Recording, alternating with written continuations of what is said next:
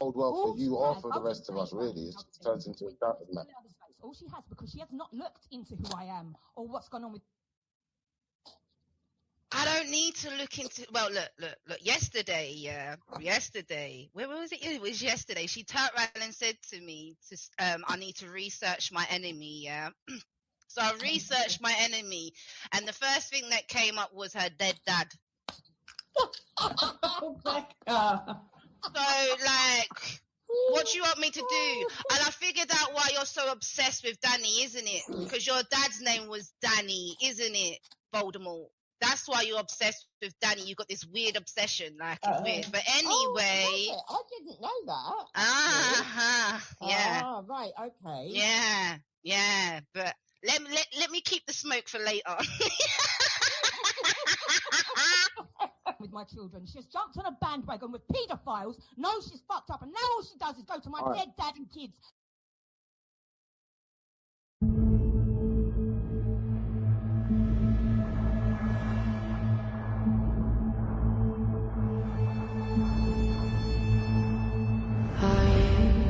Are you coming to the tree?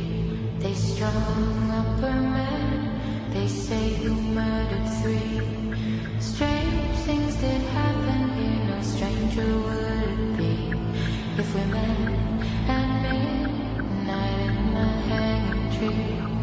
Are you coming to the tree? But dead man called out for his love to flee. Strange things did happen here. No stranger would it be if we met at midnight in the hanging tree. Are you coming to the tree where I told you to run so we both be free? Strange things that happen here. No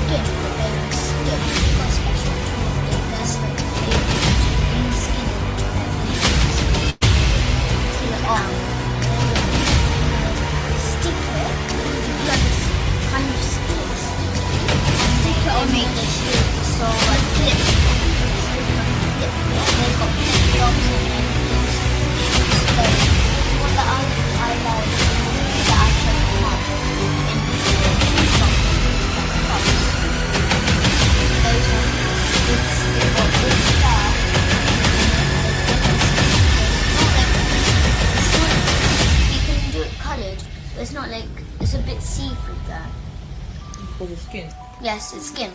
Okay, well, sorry to... A big black star. It was... Wait. Pause. I have to go and draw this star picture on the shoe. The paper's downstairs. Who are these 20 special children? There's Millie. She's a brown girl. Millie who? Millie Cowell. Millie Cow? Yes. Okay.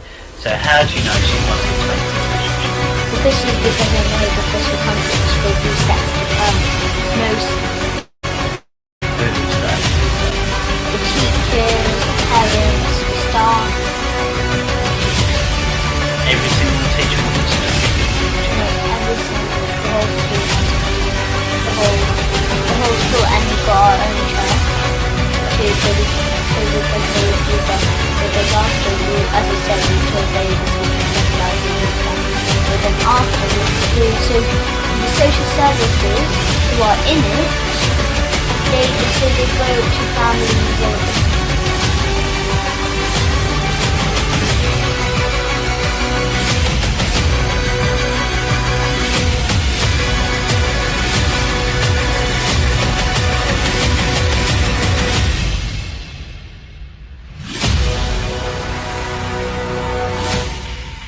gossip, slander, and public harm, a shared warning from the Bible and the Quran in the digital age. How ancient revelation foresaw modern digital destruction. 1. A shared moral law. Gossip is a serious spiritual crime. Both Christianity and Islam treat gossip not as casual misbehavior, but as a grave moral and spiritual offense, one that corrupts the heart, fractures communities, and invites divine accountability. Biblical warnings. Proverbs 16 verse 28. A perverse person stirs up conflict, and a gossip separates close friends. Leviticus 19 verse 16. You shall not go about as a slanderer among your people. James 3 verse 6. The tongue is a fire, a world of unrighteousness. Matthew 12 verse 36. Everyone will have to give account on the day of judgment for every empty word they have spoken. Here, gossip is not merely unkind, it is spiritually incendiary and judgment-bearing. Quranic warnings. The Quran condemns gossip and slander with equally severe language. Surah Al-Hujurat 49:12. Do not spy on one another, nor backbite one another. Would any of you like to eat the flesh of his dead brother? You would detest it. This is one of the most vivid moral images in all scripture. Gossip is equated with cannibalizing the dead, the ultimate violation of dignity. Surah Al-Qalam 68:10-11. Do not obey every habitual oath-taker, slanderer, going about with malicious gossip. Surah An-Nur 2400 hours 15. You received it on your tongues and said with your mouths that of which you had no knowledge, thinking it was insignificant while it was, in the sight of God, enormous. This verse is especially relevant today. What people think is just talk is enormous in moral weight. Shared moral conclusion. Across both faiths. Gossip is not neutral speech. It is a violation of human dignity. It is destructive to social trust. It is spiritually accountable. There is no religious loophole, justification, or excuse for speaking harmfully about others in their absence. 2. Why gossip is so dangerous, a shared ethical understanding. Both traditions recognize the same core dangers. 1. The accused has no defense. Gossip always operates where the person is absent. The facts cannot be tested. The damage cannot be prevented. This violates both biblical justice. One witness is not enough. Deuteronomy 19 verse 15. Quranic justice. If a wrongdoer brings you news, verify it. Surah 49:6. 2. Gossip turns suspicion into identity. It does not say something may have happened. It says this is who they are. This is identity destruction, not disagreement. 3. Group gossip destroys individual conscience. Once gossip becomes collective, personal responsibility weakens. Cruelty increases. Moral inhibition collapses. Both the Bible and Quran repeatedly warn against following the crowd into wrongdoing. 3. When gossip enters the public record, from sin to legal liability. Private gossip, while sinful, once faded. Public digital gossip never fades. The moment gossip enters. Social media. Forums. Group chats. Comment sections. Videos. Screenshots. It moves from moral wrongdoing into legal exposure.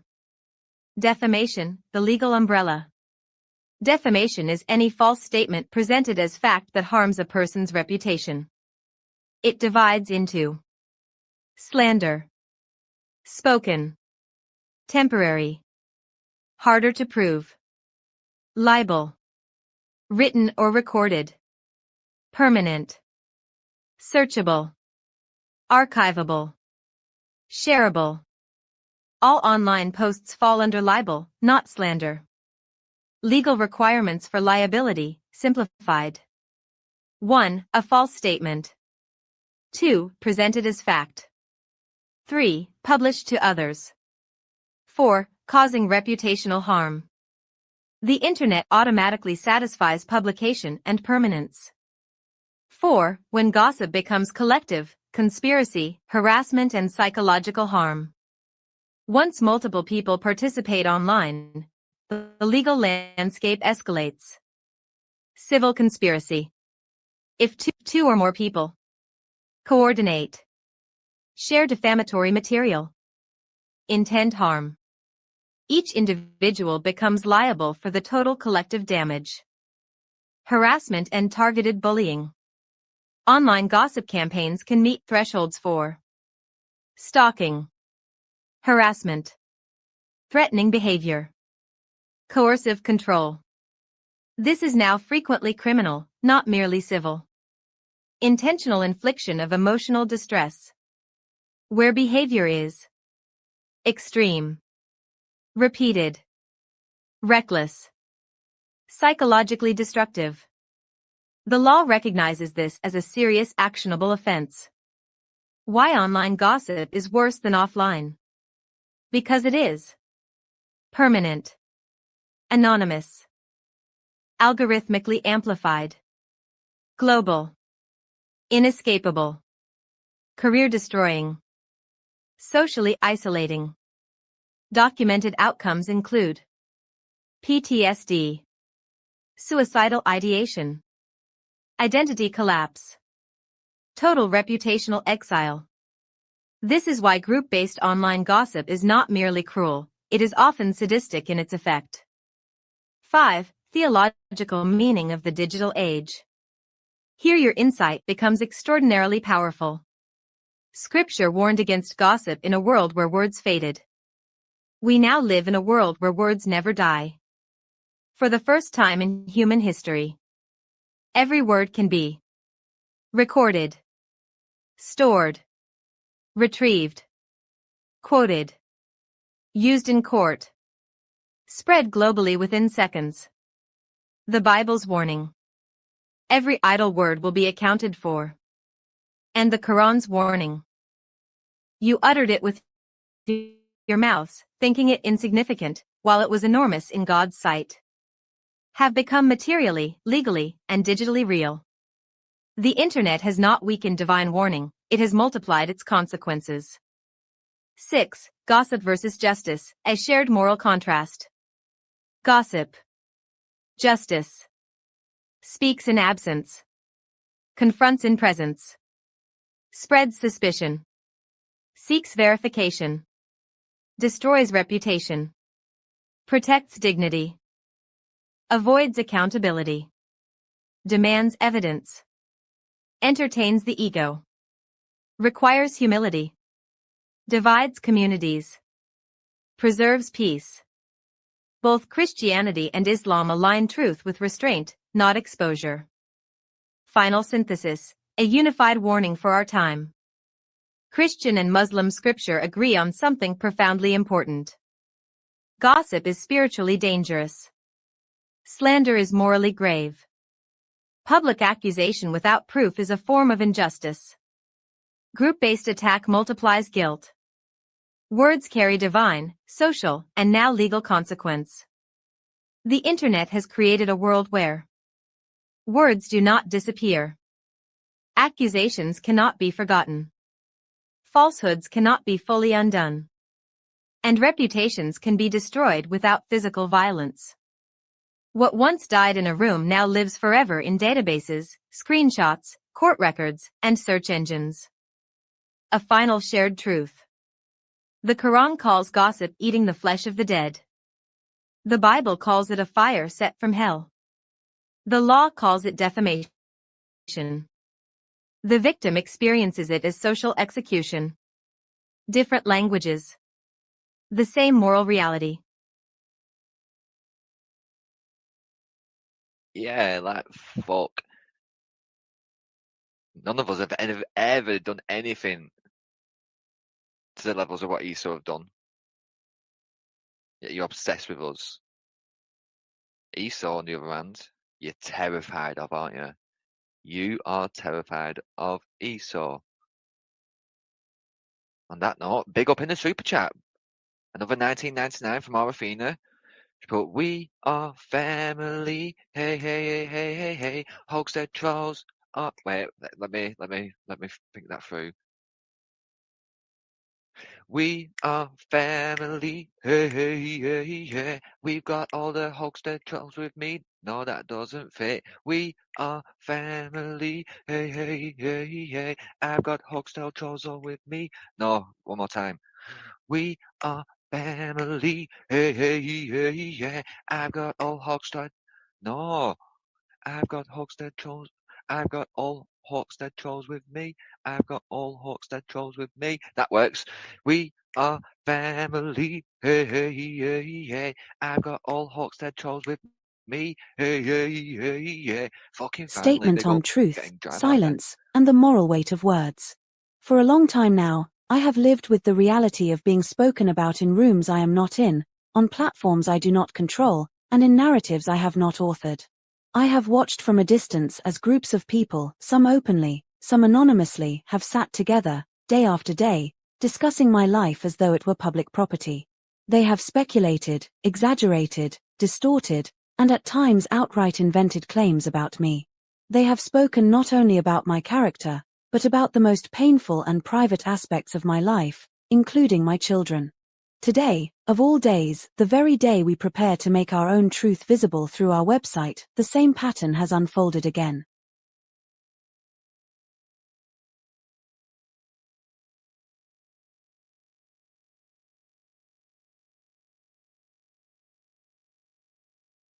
Public discussions. False narratives. Casual cruelty. Pain treated as entertainment. Not whispered, not private, but broadcast. Silence, when faced with persistent public falsehood, becomes a form of erasure. And I will not consent to being erased. The illusion of control and the reality of law. There seems to be a belief held by some that if they speak loudly enough, often enough, and with enough people participating, a person can simply be written out of their own story.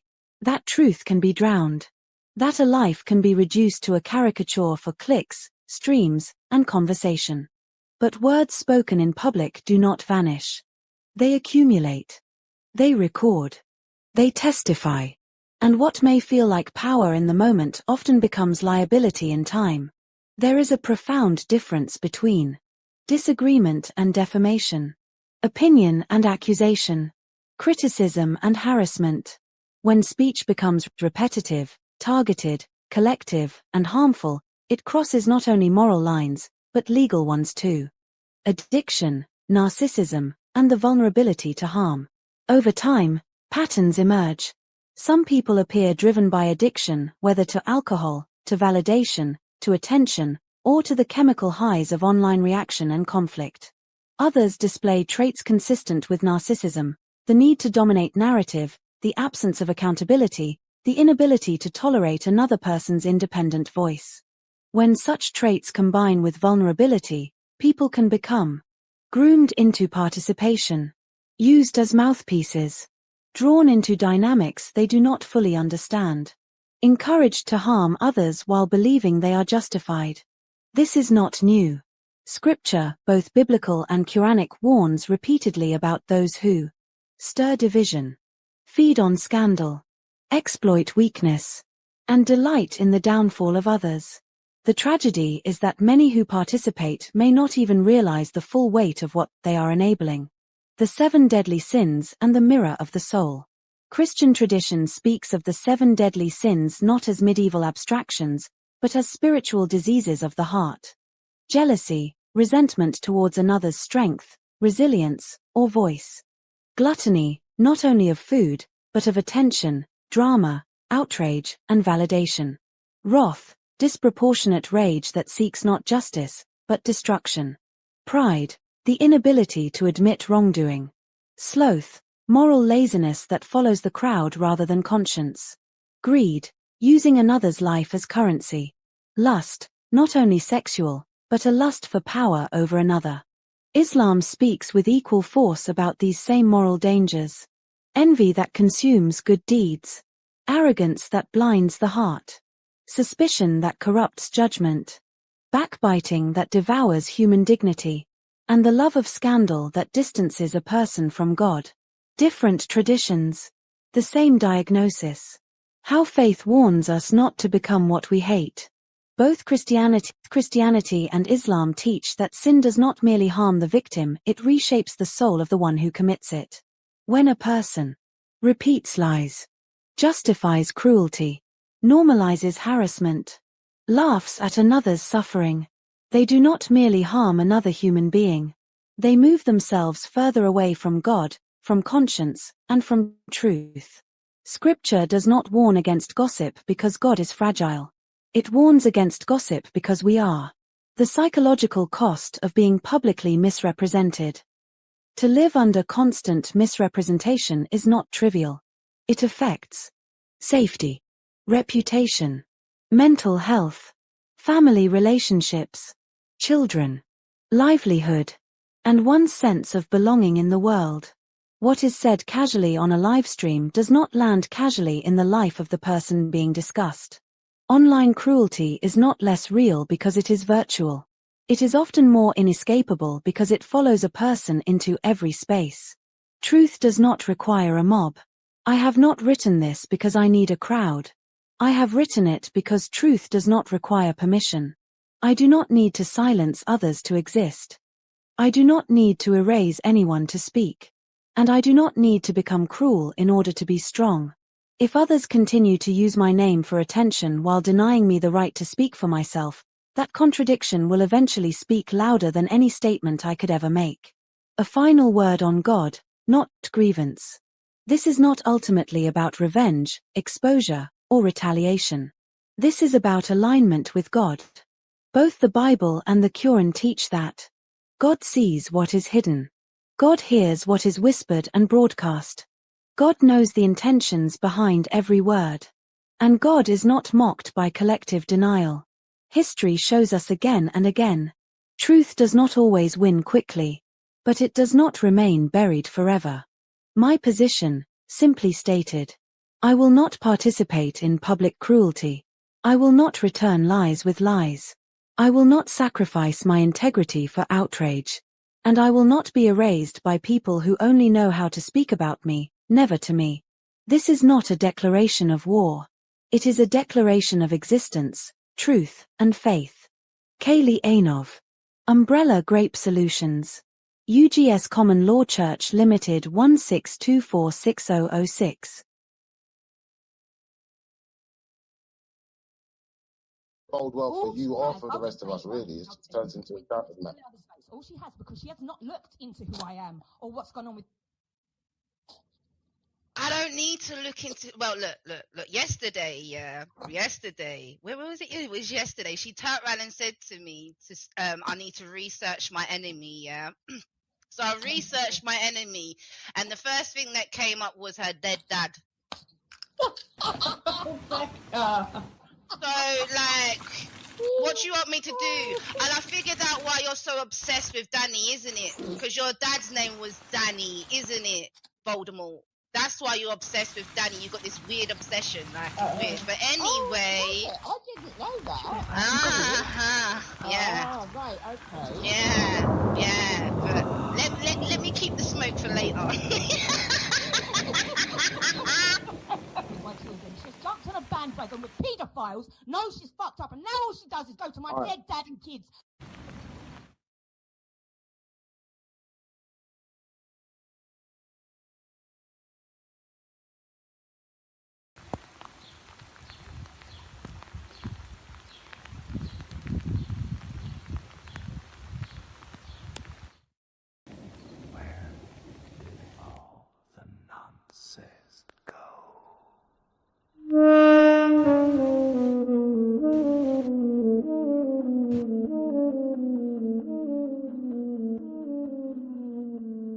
Where did all the nonsense go?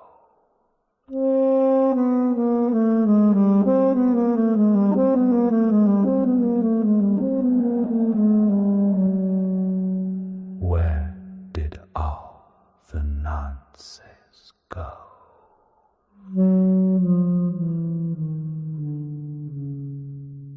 In 1984.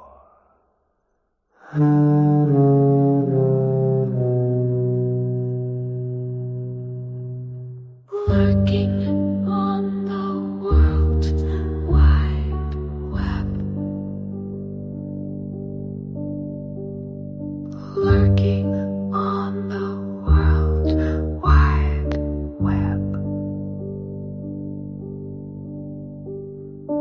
Lurking.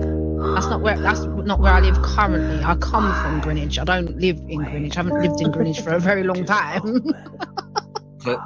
Place of birth is not place of residence. No. Yeah, she's crazy. The she's thing is, mental to does, realise that. out of everybody that I've met on here, she actually does need some mental intervention and some help. And it's quite sad that there's people like that wandering around, to be honest. It's dangerous as well. Yeah, it is. Well, in the community groups, remember. That needs to change. They definitely need to open asylums back up. At least I think so as well. If they open asylums back up, YouTube would be bloody empty. Except for like people like me and Wendy and Dukes and stuff like that. There wouldn't be anybody on YouTube. Perhaps they'd probably still allow them to go on. Yeah, because there's been people that I've spoken to on other panels that have actually called up that panel from a place that they're sectioned in. Yeah, it depends on. It depends. So obviously, my eldest, she works in the mental health. She used to work on a mental ward. This is why I laugh at people when they think they know what they're talking about. But you're not allowed to have a laptop. You can have a phone or a tablet, but then it depends on the person. Obviously, if they're in there, i.e. like Kaylee's in there for, I don't know, she's done malicious communications, they may not even allow her to have it. Yeah. Because of the type of crime that she's doing. Like a voluntary section.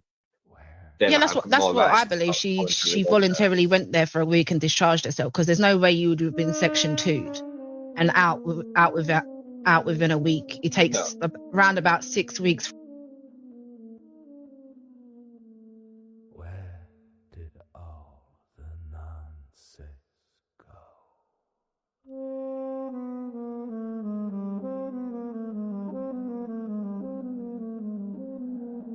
That's not where I live currently. I come from Greenwich. I don't live in Greenwich. I haven't lived in Greenwich for a very long time.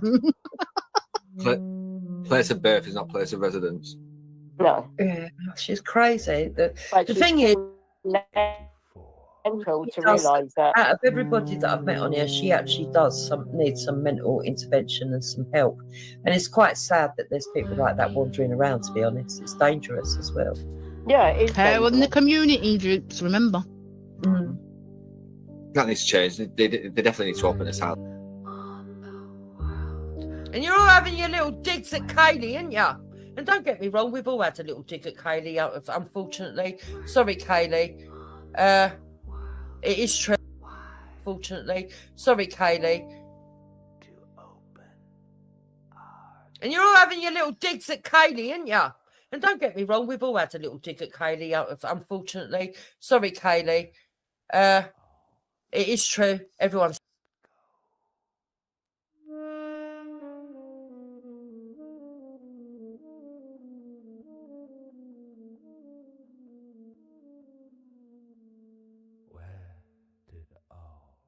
That's not where I live currently. I come from Greenwich. I don't live in Greenwich. I haven't lived in Greenwich for a very long time. Place of birth is not place of residence. No. Yeah, she's crazy. The she's thing is, mental to realise that. out of everybody that I've met on here, she actually does need some mental intervention and some help. And it's quite sad that there's people like that wandering around, to be honest. It's dangerous as well. Yeah, it is. Care on the community groups, remember. That needs to change. They definitely need to open asylums back up. At least I think so as well. If they open asylums back up, YouTube would be bloody empty. Except for like people like me and Wendy and Dukes and stuff like that. There wouldn't be anybody on YouTube. Perhaps they'd probably still allow them to go on there. Yeah, because there's been people that I've spoken to on other panels that have actually called up that panel from a place that they're sectioned in. Yeah, it depends on. Right. It depends. So obviously, my eldest, she works in the mental health. She used to work on a mental ward. This is why I laugh at people when they think they know what they're talking about. But you're not allowed to have a laptop. You can have a phone or a tablet, but then it depends on the person. Obviously, if they're in there, i.e. like Kaylee's in there for, I don't know, she's done malicious communications, they may not even allow her to have it. Yeah. Because of the type of crime that she's doing. Like a voluntary section. Yeah, that's what I believe. She voluntarily went there for a week and discharged herself, because there's no way you would have been section 2'd and out within a week. It takes around about 6 weeks for an assessment. Yeah. Yeah, that's what I know, and because I know somebody else that was in there, and that's how long it took. And her saying all this, I was in and out within a week, and they know my story, and they this and they that. Yeah, whatever. Stop lying, you lying whore. Listen, if she went in there, oh God, don't add the last word on. If she went in there and actually told them all this shit that she says on YouTube, they'd keep her in for longer, not release her early. But that's the thing, Duke. She won't. She'll go in there and she'll act all normal. She'll act all this and she'll act all that. And that's why they'll be like, oh, yeah, she's normal. She's, Yeah, but I've never really seen her act normal at all, really, when you think about it. Never. I did a couple of years ago. Not for very long, anyway. The facade soon fucking slips, doesn't it? So... Yeah. For maybe for a day she could probably act normal, but if anyone says something to her wrong, yeah, when she's just got paid, she got weed, food. She's like, yeah. But she reckons she booked herself in for a week. Well, she didn't say. She said she got section 2'd for a week, and they let her out of in a week. But I don't believe that. No, I don't believe that. Even my own daughter said no way that would have happened. There was no way that would have happened. But the fact that she's now... Okay, you'll fuck up, Luke, though. Keep running your mouth. She'll find you and slit your gay throat. Carry on. Oh, go away. So no, she Shut won't. up, my soul. Go and find Gash. Oh, God, Babs, stop. Coughing dodger. You're not going to make Shut your mouth, my soul. Such a degenerate. I'm not scared of you. You're not going to make find Christmas Gash. next year. You're not going to make Christmas next year, and Kaylee will see to that. What? No, she won't. You Kaylee's heard. going to get I didn't sectioned. hear what you mumbled. It's your hearing. You are old and decrepit and senile after all. So what I said was, Kaylee is going to make sure you don't see next Christmas. Oh, is she? Right, yeah, okay. Yeah, I'd like to see her try it. Cunt. Anyway, Bex, thanks for having me. I'm going to go off now, and I'll no worries. and I'll speak to you later. All right, In a Jane. bit, Take take care. care. Yeah, fuck off, Trooper. Yeah, Shut I'll up, do the same. Faisal. I'll leave Yeah, Barso fuck off, to Batty, man. I'll leave Barso to stroke his ninny. Alright, So just remember, Nick. if you're gonna stroke your ninny, Pissed off, make you're sure you not clean uncle, it you're and not make sure you uncle, shave both it. killed. John Don't Roberts use is V a because it paedophile burns. just like you. Just shave your You ninny. are acts the You way dirty that happened. You minger. abused your own Thanks for having godchildren. me, Keith. Flashington. No You're a worries, freak. anytime, Go mate. away, freak. Take care, Run Lou. away, Batty, man. See, What more? you ruin every panel you try to go on. Bex is having a decent panel here, and then you come along, Oh, and the fuck off. decent. And you're all having your little digs at Kaylee, ain't ya? And don't get me wrong, we've all had a little dig at Kaylee, unfortunately. Sorry, Kaylee. It is true. Everyone's had a row with you. Until they actually understand what she's fucking saying. It took me a while with Kaylee. Took me a while, I'm not going to lie. But that's probably because of the duress that you cunts all put her under. That's right, the propagandists. Because they'd started on her a good fucking couple of years before they started on any of us. You see, A1000, because A1000 was over there on her own, it was a lot easier for me to decipher that she had something that she wanted to get out, that something had happened and that she needed to get it out. I could understand it with A1000. I could take my time, just listen, because there wasn't that much interference. But you see, with Kaylee, there was so much interference around her, wasn't there? You bastards. Should be ashamed of yourself what you did to that woman as well. Another woman you wanted to destroy, didn't you, you propagandists? Hmm?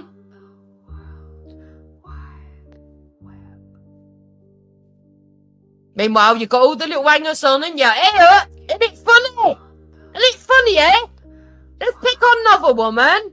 Just don't pick on me, because I know that I'm ugly. Fucking cunt.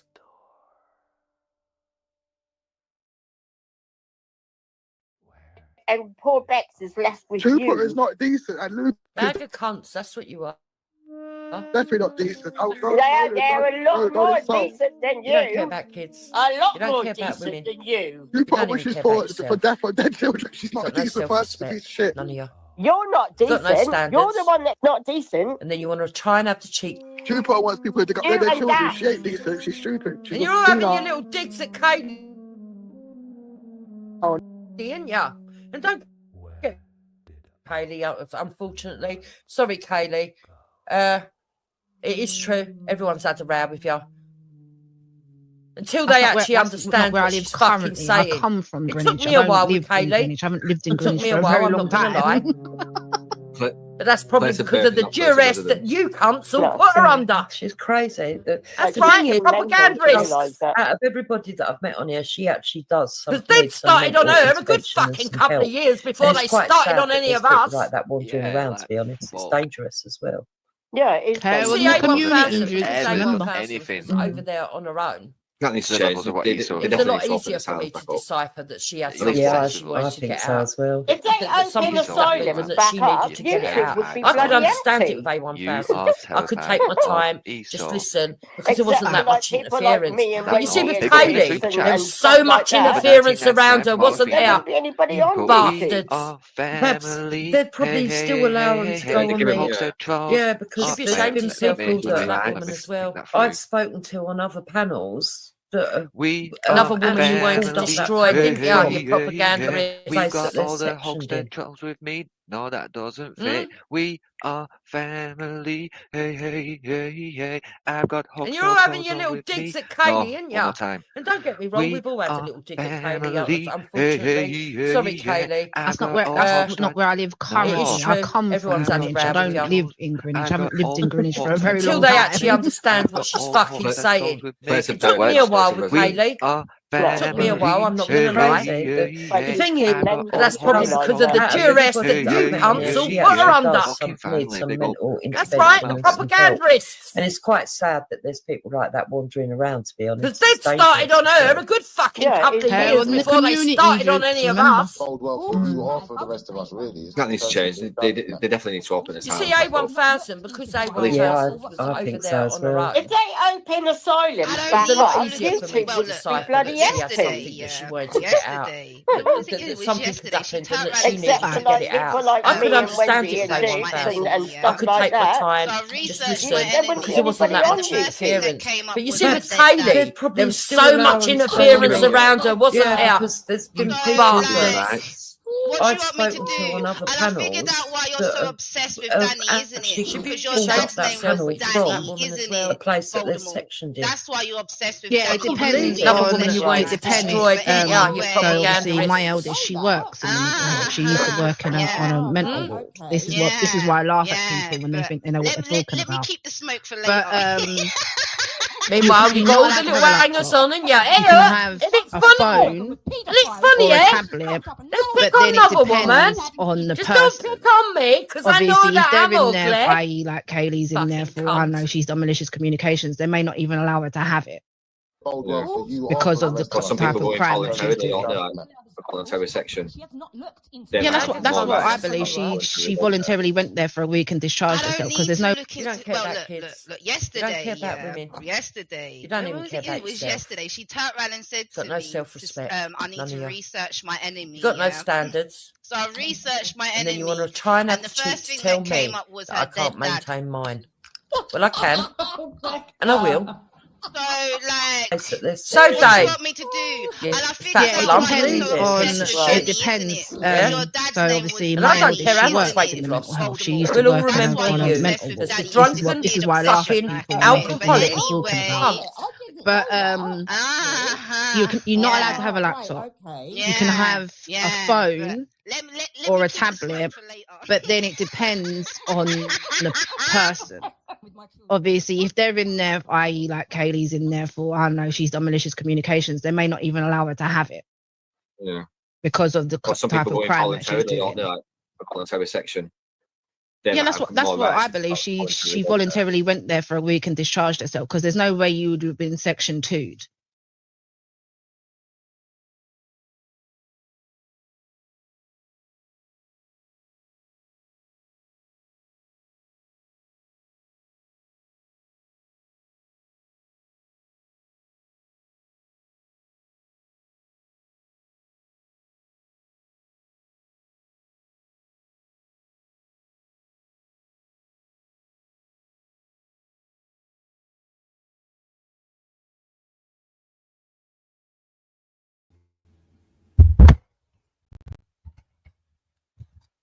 This again is just another example, isn't it, of what I've been warning you silly bastards to stop doing, just gossiping about people based on your assumptions, your denial, your delusions. I told you, how would I think that I'd get away with lying about? So this is how fucking dangerous and delusional you dumb cunts are, Rebecca Elizabeth Penman, and why you've got no concept of the danger that you're in. And I've not threatened to torture your children in front of you. The amount that people are going to want to hurt you would allow for people. This is what I've been warning you. The amount of pain, death and suffering on your hands of children, Rebecca Elizabeth Penman, is going to have people so angry they're going to want to do the most. And for most people, that is torturing their children. So I may have verbalized that at some point to try and articulate to you the danger that you're putting yourself and your children in. But you insisted on carrying on and carrying on and carrying on and crying and pretending that something else has happened. I've not got all the fucking time in the world for another stupid cunt that wants to convince herself that somehow I'm obsessed. No. I'm obsessed with justice. So if you're going to fuck me over, especially with pedophiles and especially to silence abused children, then expect me to have a fucking problem. It's not because I'm obsessed with you, you dumb cunt. You decided to cross me along with criminals and paedophiles, right? You decided to do that yourself. That's what you decided to do. You can try and colour it in any other fucking way whilst I'm blocked and I'm not allowed to speak for myself and I never have been able to. That's the problem. That's why you fucking idiots should have been paying attention to the law. You should have been paying attention to the law. You should have been looking to your gods that you talk about, you blasphemous cunts. God's been watching you, trust me, fam. And he's not fucking happy. He's not fucking happy at all. Likewise, there's going to be millions and millions of parents that are not going to be happy with you cunts. And it's all coming out now. I was in and out of that hospital in a week and I can very fucking easily prove it. Stupid bitch. So, yet again, more slander, okay? And even just in normal circumstances, you get an entire year for civil matters, which is what we're going to do now. And you're top of the list, Rebecca Elizabeth Penman. You're top of the list, along with Michaela Onyevosa, okay? I've clearly shown that I had cases over 3 years ago, and now I've got everything that's gone on in the last 3 years. And you've even gone to the point of your saying, well, she should have fucking reported them. Yeah, I did, and that's all recorded as well, you stupid cunt. You want to tell everyone you don't know shit about me, but you're going to sit there again still all day long just talking shit about me whilst I'm blocked, and you lot have fucking made up the reputation that you speak of anyway based on what fucking paedophiles that you sucked off made up to destroy my fucking life, and you jumped into bed with them, you schadenfreude whore for Satan. What the fuck is a £400 fine, you stupid cunts? That is them going, right, we're not going to deal with this. You crack on and do what you need to do, love. You go and do what you need to do. What is 400 quid to somebody on universal credit on fucking temporary accommodation, estranged from her children for how many fucking years? 400 quid? You dumb fucked noncy cunt. I think you are a fucking paedophile, in fact, Rebecca Elizabeth Penman. I actually think you're a fucking nonce yourself. That's what I think. Call 999 again, cunt.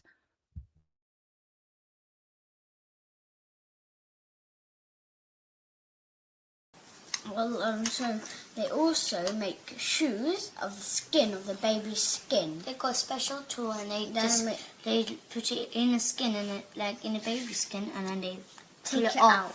And then they stick it, because the blood is kind of sticky, and stick it on make the shoe with the sole and the flip-flops. They stick it on the flip-flops. They got flip-flops and like those shoes, like the one that I like, the ones that I showed my mum in the shoe shop in Grand Cross.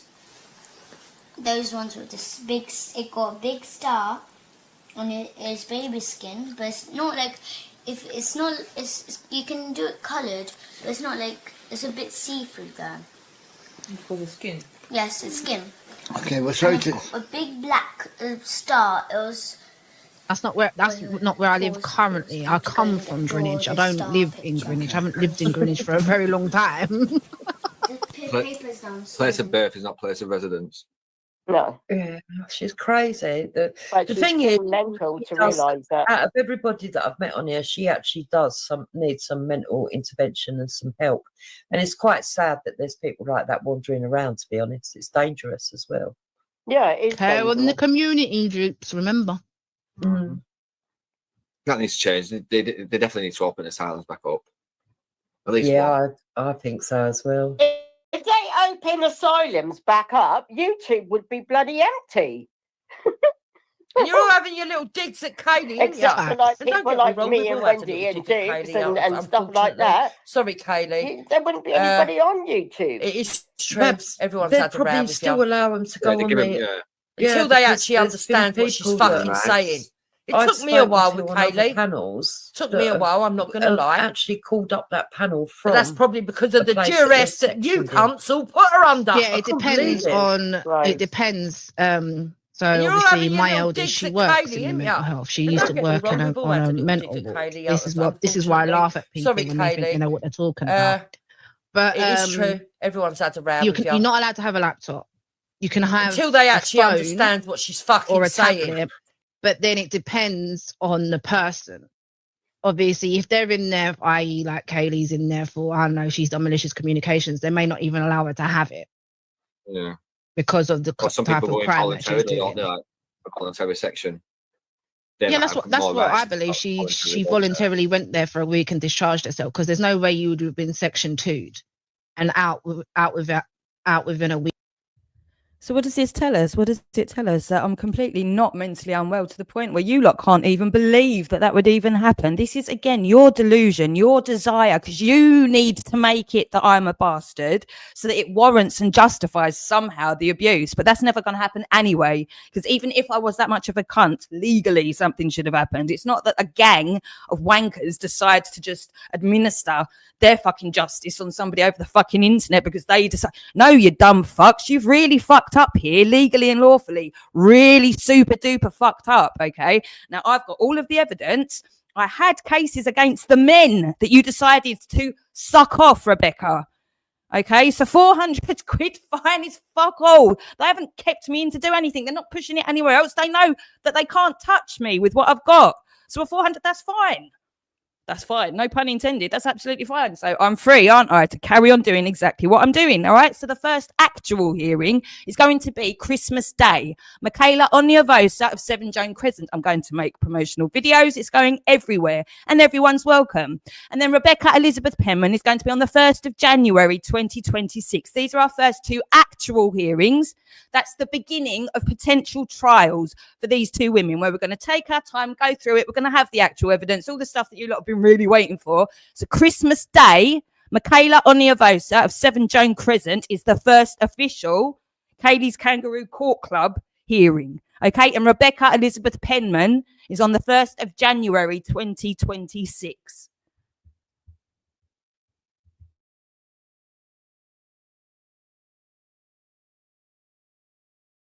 It takes around about 6 weeks for an assessment.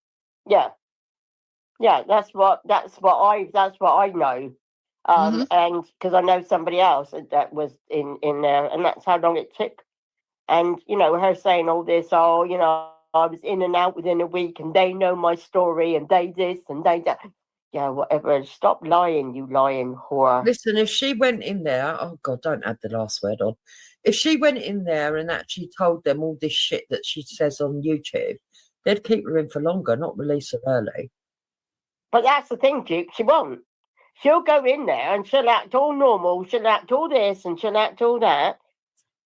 And that's why they'll be like, oh, yeah, she's normal. She's, Yeah, but I've never really seen her act normal at all, really, when you think about it. Never. I did a couple of years ago. Not for very long, anyway. The facade soon fucking slips, doesn't it? So yeah, for maybe for a day she could probably act normal, but if anyone says something to her wrong, yeah, when she just got paid, she got weed, food.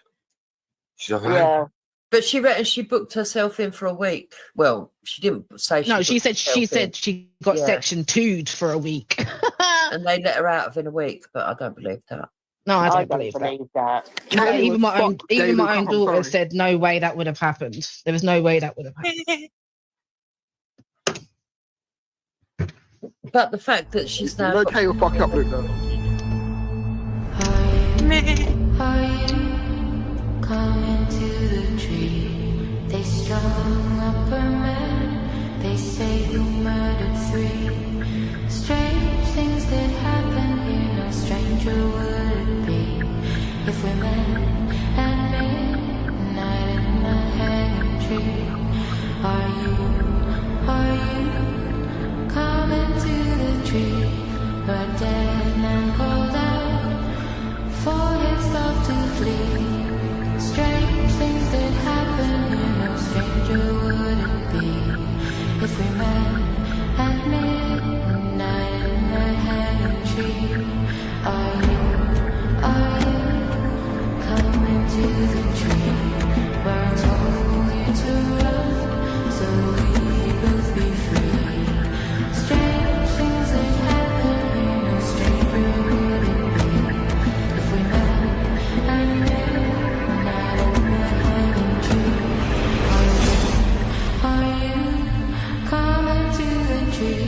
We're a necklace of hope, side by side with me. Strange things did happen here, no stranger would it be if we met at midnight in the hanging tree.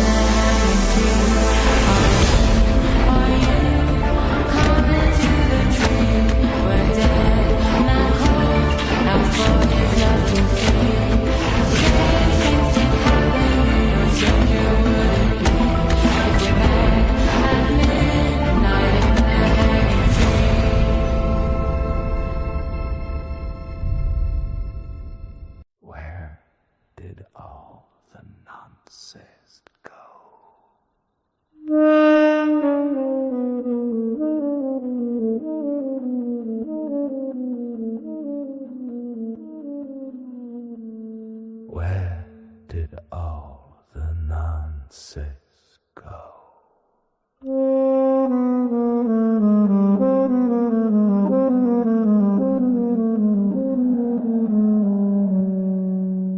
Where did all the nonsense go?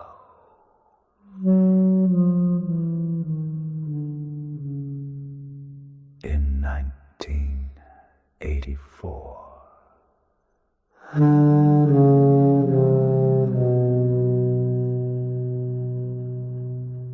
Lurking on the World Wide Web. Lurking on the World Wide Web. Lurking on the World Wide, waiting to open our kids' door. Where did all the nonsense go?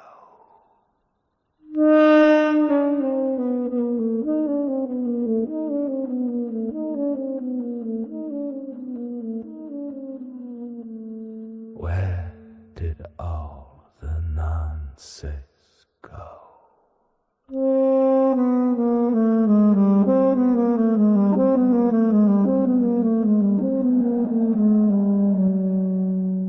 Where did all the nonsense go?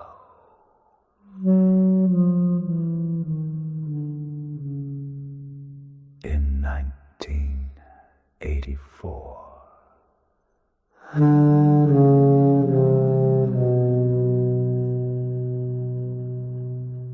Lurking on the World Wide Web. Lurking on the World Wide Web. Lurking on the World Wide, waiting to open our kids' door. Where did all the nonsense go?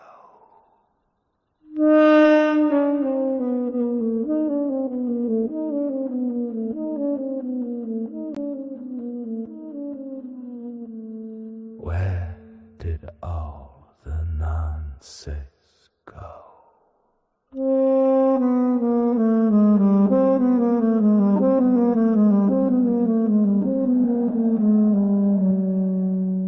Where did all the nonsense go?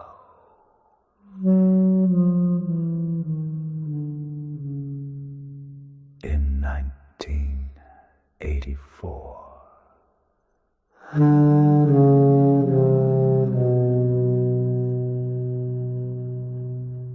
Lurking on the World Wide Web.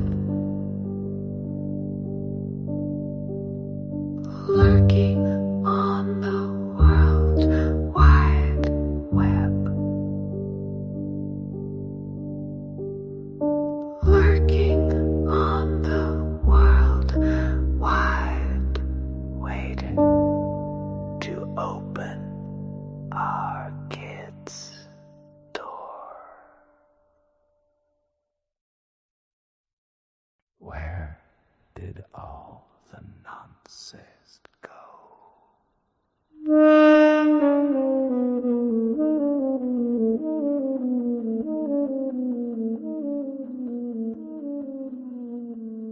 Where did all the nonsense go?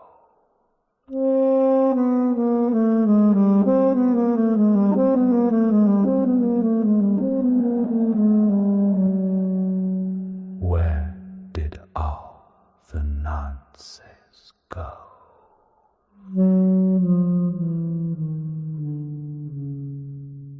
In 1984.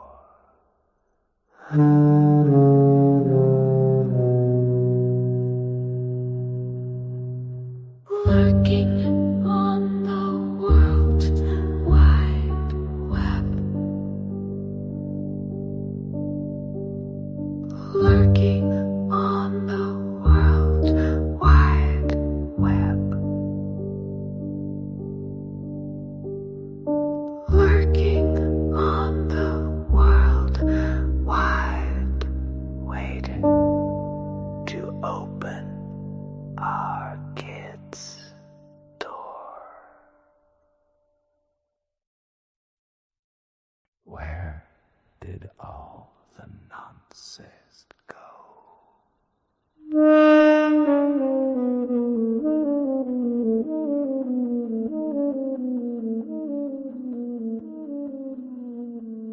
Where did all the nonsense go?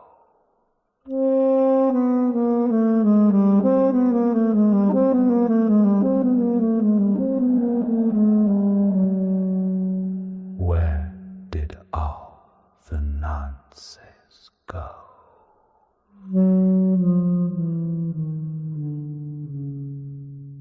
In 1984.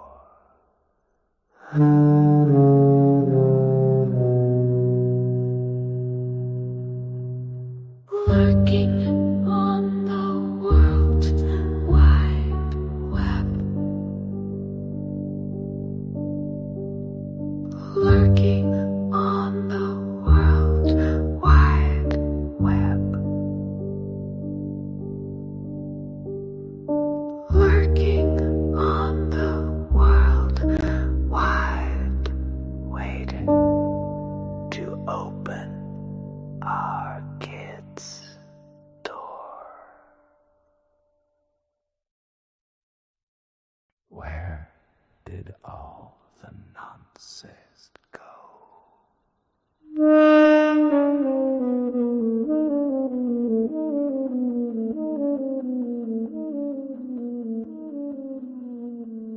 Where did all the nonsense go?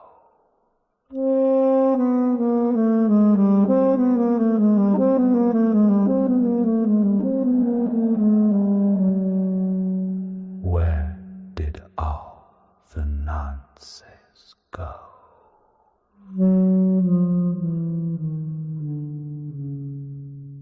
In 1984.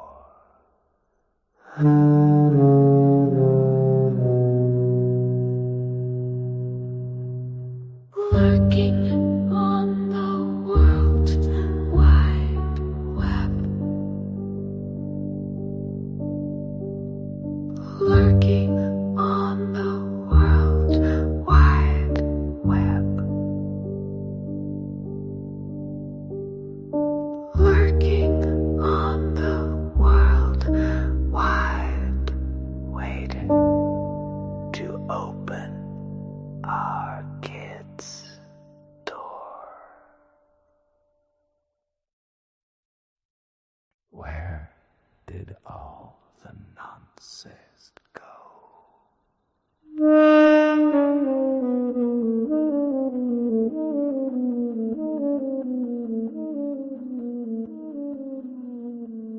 Where did all the nonsense go?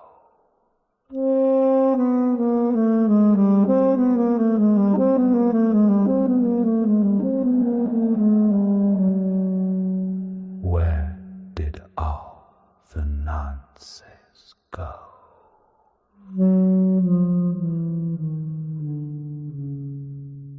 In 1984.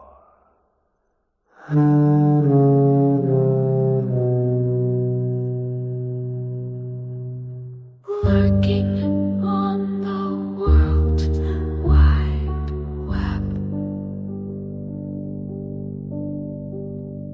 Lurking on the World Wide Web. Lurking on the World Wide, waiting to open our kids' door. Where did all the nonsense go?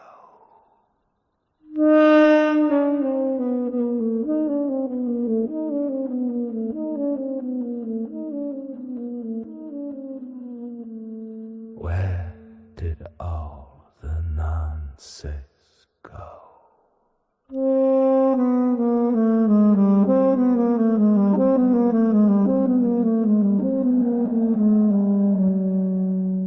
Where did all nonsense go.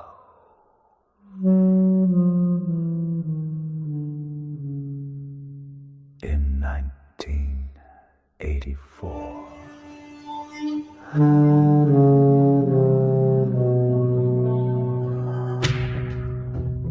Working on the world wide web.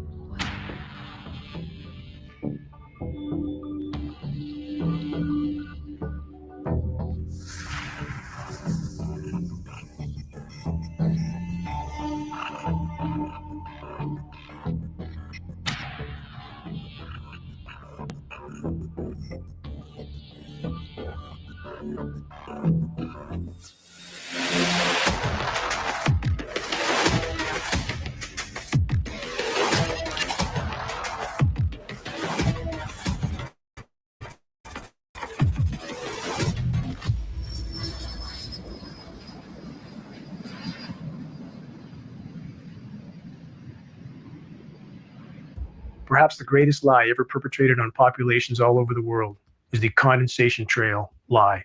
What we're seeing in our skies is not condensation. It's sprayed particulate dispersions with very few exceptions. They shouldn't be there. Jet engines burn clean.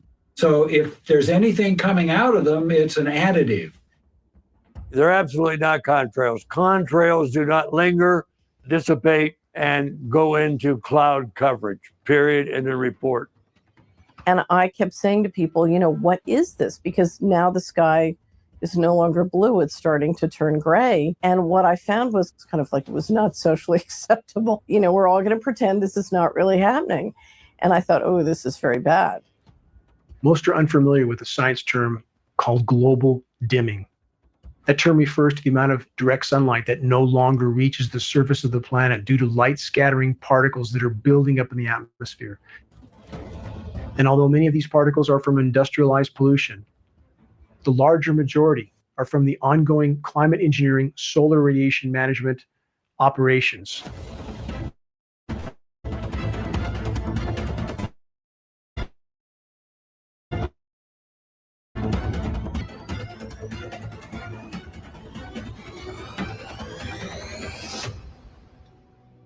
This engine, a high bypass turbofan jet engine, this is the engine that is on all military tankers and all commercial carriers, is in essence a jet-powered fan. 90% of the air that moves through this engine is non-combusted. This engine by design is nearly incapable of producing any condensation trail except under rare and extreme circumstances. And again, we have film footage of aircraft flying at altitude with nozzles visible, turning on and off. That is the end of the argument.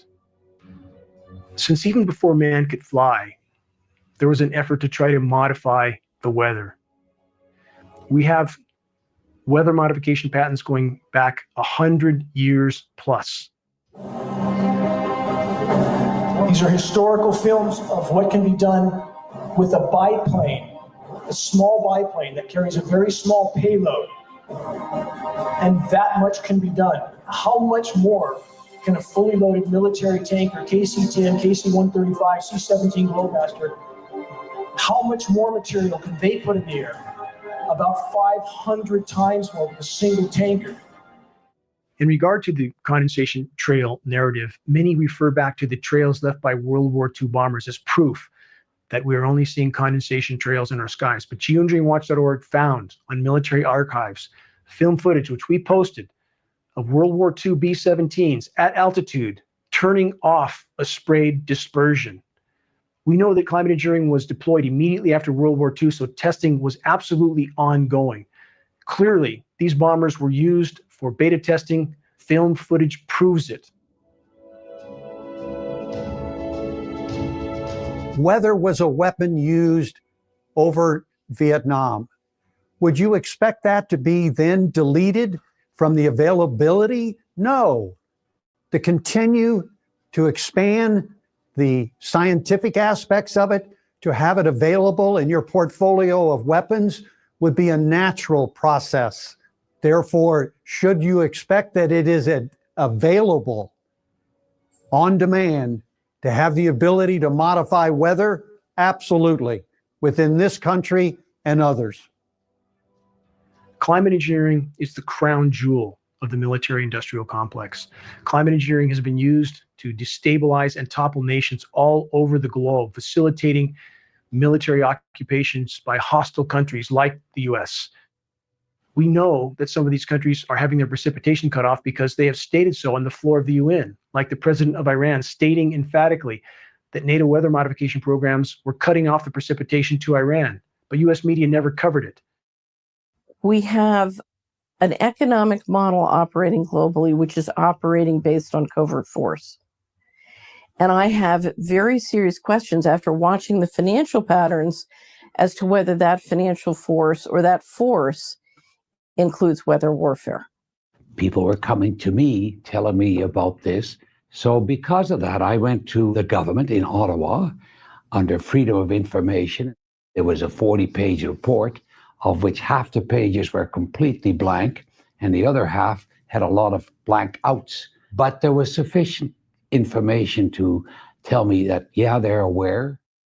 They call it geoengineering. One of the big problems is that when we find some new technology, we get all excited by it, by the potential benefits of that technology, and often implement it and use the technology before we have any idea of the negative effects. Shouldn't it be considered that every breath we take is laden with highly toxic particles that are wreaking havoc in our own bodies, particles that aren't being reported by any air quality testing systems? Any official air quality testing are looking for PM10 or PM2.5, 2.5 microns at best. The climate engineering nanoparticulates are exponentially smaller. They go virtually unreported. These nanomaterials generate reactive oxygen species in biological materials, damage tissue, lead to advanced aging, cause cancer, causative agents of dementia. So, yeah, we might think that we're doing something positive for humanity to save our species, but we're also poisoning ourselves. Eventually, with the team that we formed at geoengineeringwatch.org, we were able to acquire a NOAA flying lab. We were able to test at altitude to confirm the elements that were showing up at the surface. Our intention was to do a point-to-point sampling mission. We could see these obvious patterns that were being laid out in the sky. We were really thankful for the opportunity to be able to get up to altitude. And on the return mission, we noticed that that cloud layer had descended. And we sampled below the cloud layer, we sampled through that confluent layer and above it. We found exactly the same elements listed in climate engineering patents, the same elements we found on countless surface tests of precipitation from all over the globe.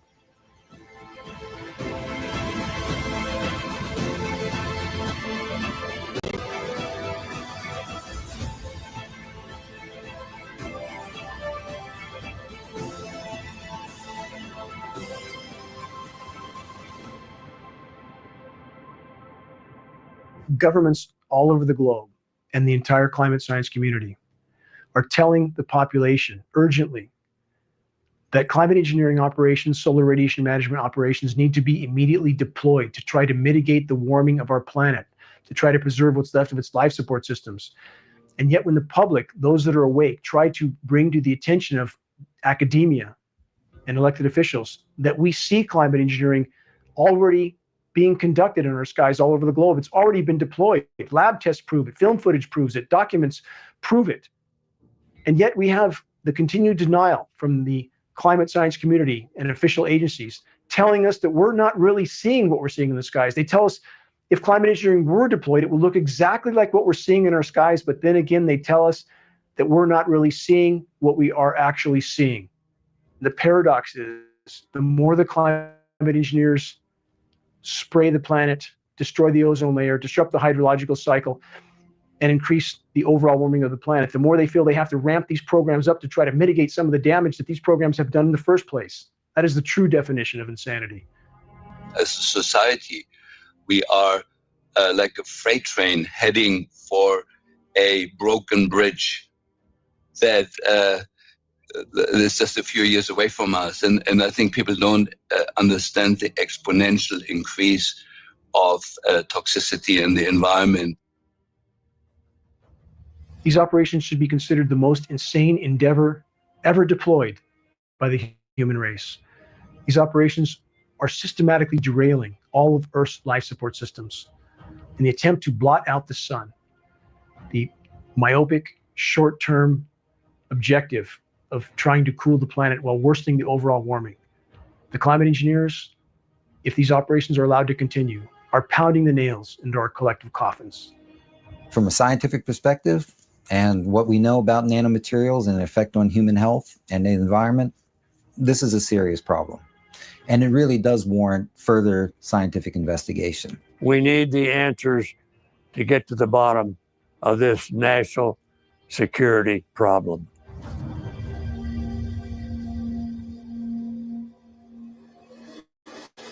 If populations around the globe find out what has been done to them by their governments without their knowledge or their consent, there will be a shockwave around the globe that cannot be contained by the criminal governments that have now taken control of our planet and civilizations all over the world.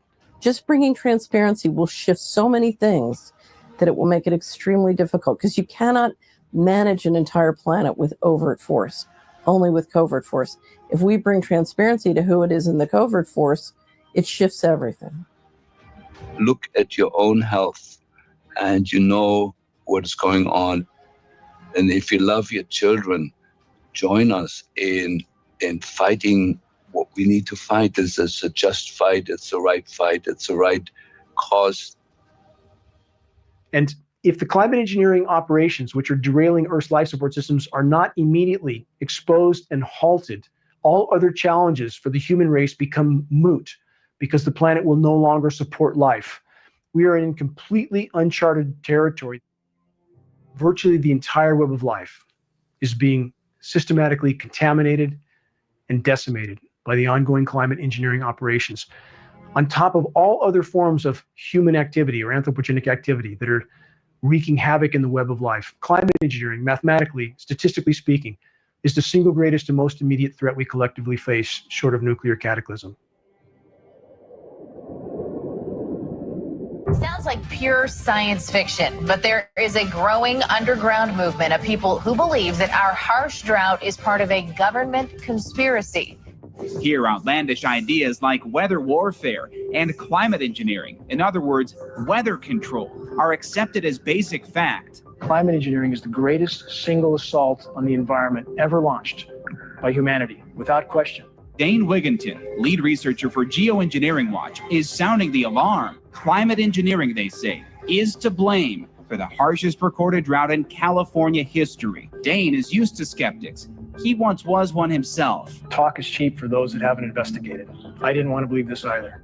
His background is in solar power, but he started investigating on his own about a decade ago after becoming suspicious something was partially blocking the sun's energy from reaching his solar home. I grew up in Southern California, choking in a sea of smog. None of the adults around me seemed concerned about the conditions, but for me, life in the toxic murk was intolerable. I have always fully recognized the immense damage being inflicted on the planet by countless forms of human activity. I lectured on anthropogenic global warming. I dreamt of clean air and blue skies. I dreamt of living in untainted wilderness, off the grid. I dreamt of planting trees and watching them grow and thrive. I dreamt of coexisting with the wild inhabitants of the forest. I finally made it to the serene setting I had craved for so long, a remote forested mountaintop in Northern California. But the dream soon turned to a nightmare.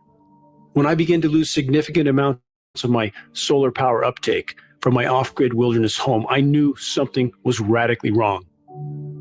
We are officially told that the aircraft-emitted trails in our skies that linger, spread, and sometimes cover the entire horizon are just condensation. But the condensation trail narrative is perhaps the greatest lie ever perpetrated on populations all over the world. It is not possible for condensation to block at times 60, 70, even 80% of my solar power uptake.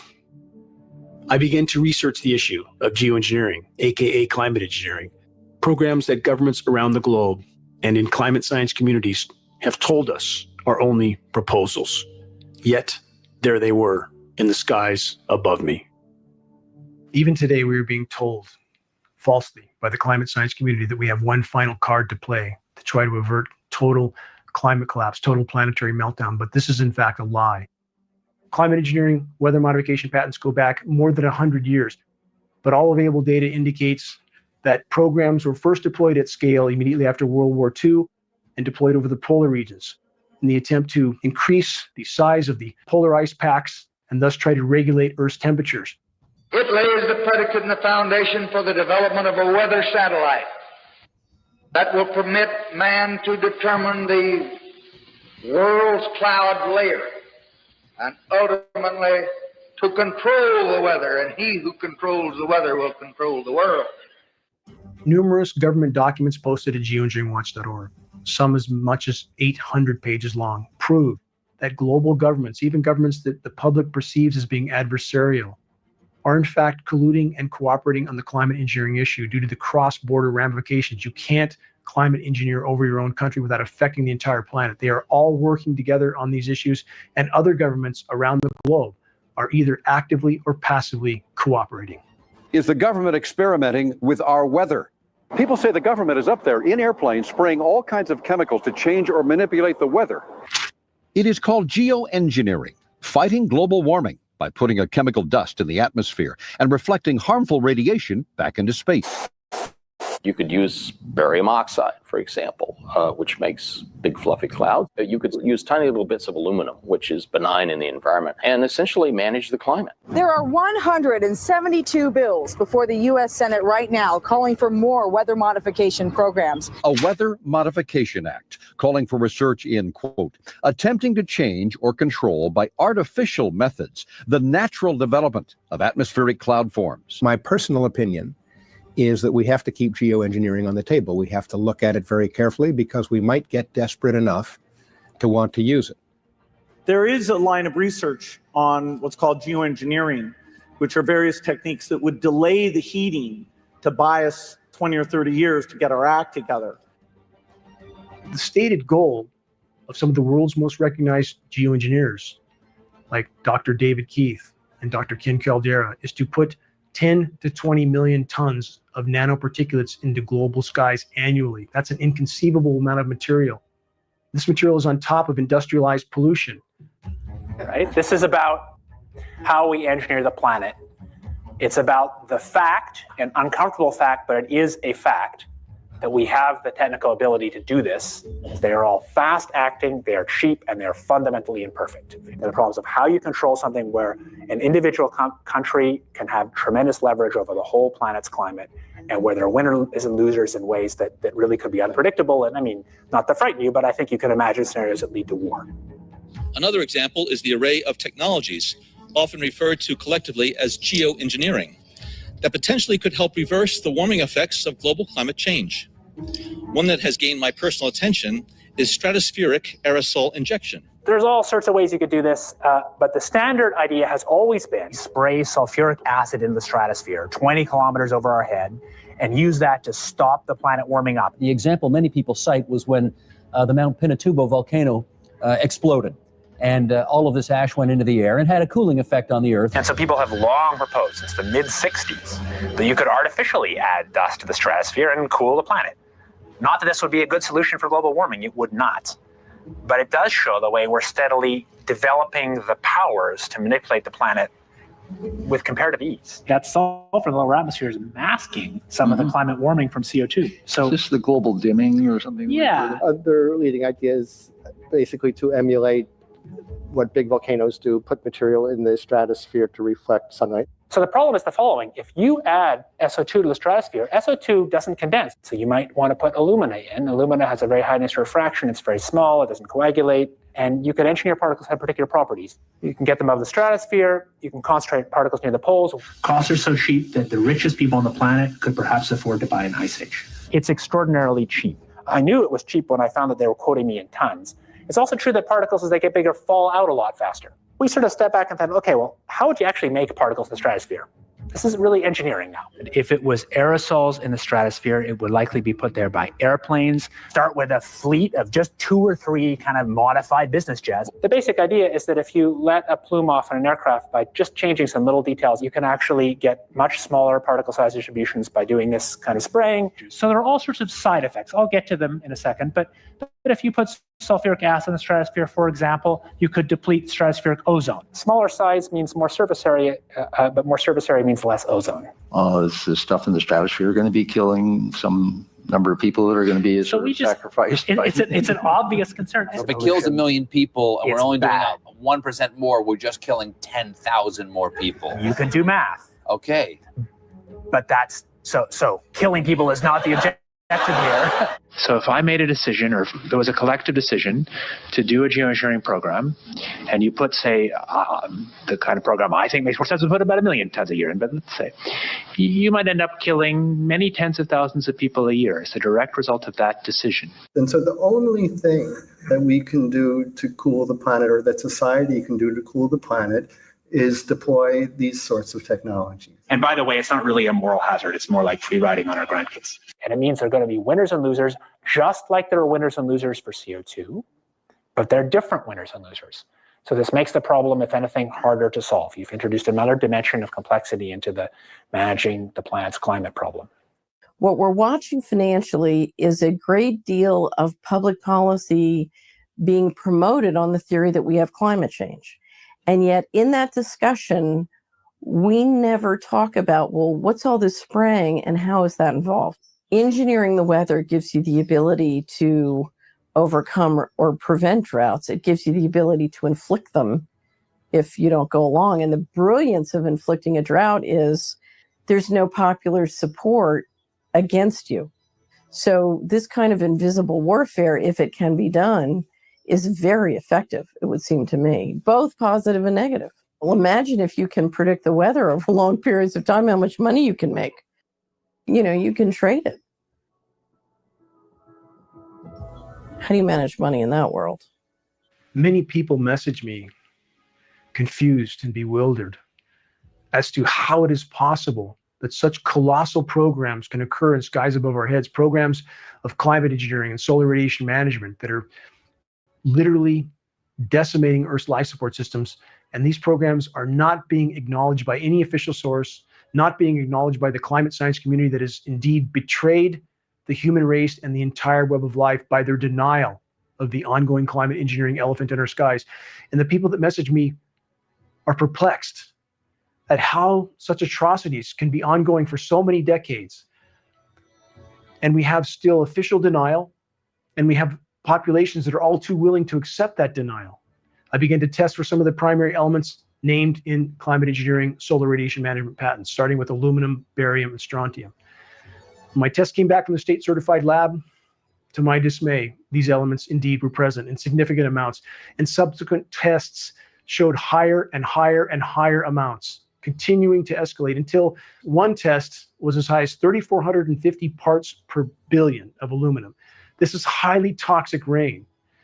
I knew my life would never be the same because I can't look the other way. It's completely intolerable for me to live under toxic skies. And what about the trees? What about the bats, the bears, the birds, the bees? They have no voice except for us. I began to try to bring this issue to light from that moment on. Initially, few would listen, few would look at the data. But as time went on, and as more and more people woke up along the way and realized the significance of attempting to play God with the weather and engineer Earth's life support systems, more individuals from different arenas joined the effort to try to sound the alarm. I want to tell you that we're in very great danger from the pollution that's coming down over us. And we've been led astray by the military-industrial complex, and they're responsible for the cloud's creation and weather manipulation programs. I sacrificed 4 years of my life defending the people of my country just to come home and find there are greater threats here domestically. There's something going on. I don't know who it is or why they're doing it. All I can testify is it's not natural and it's not normal. Now, the aluminum content of rain should be 0. And there's a lot of argument that aluminum is very common to be found, but aluminum is only common in a bonded form. It's not common and free form, and we're finding high rates of free aluminum. Because you can spread so many small little particles through the environment, it dramatically increases the surface area that's in that environment because there's so many of them. When you look up at the sun and you see a white haze, that is aluminum floating in the air right now, and it's coming from the aircraft. Solar radiation management, SRM, to block the sun. That's the stated purpose. The consequences don't seem to be considered with these programs, but that is the stated purpose on almost all UN and global governance documents for these programs. And in the past 5 years, I've seen the number of patients with Alzheimer's disease, Parkinson's, and other neurodegenerative diseases tremendously increase, almost quadruple.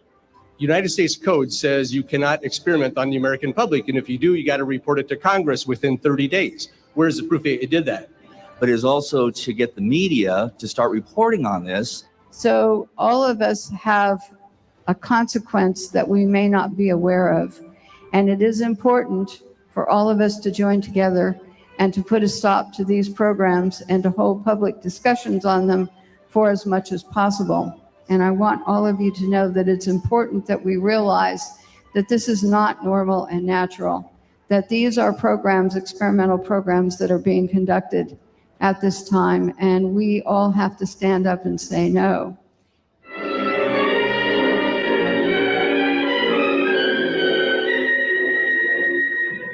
This tank can be used for disseminating all types of agents.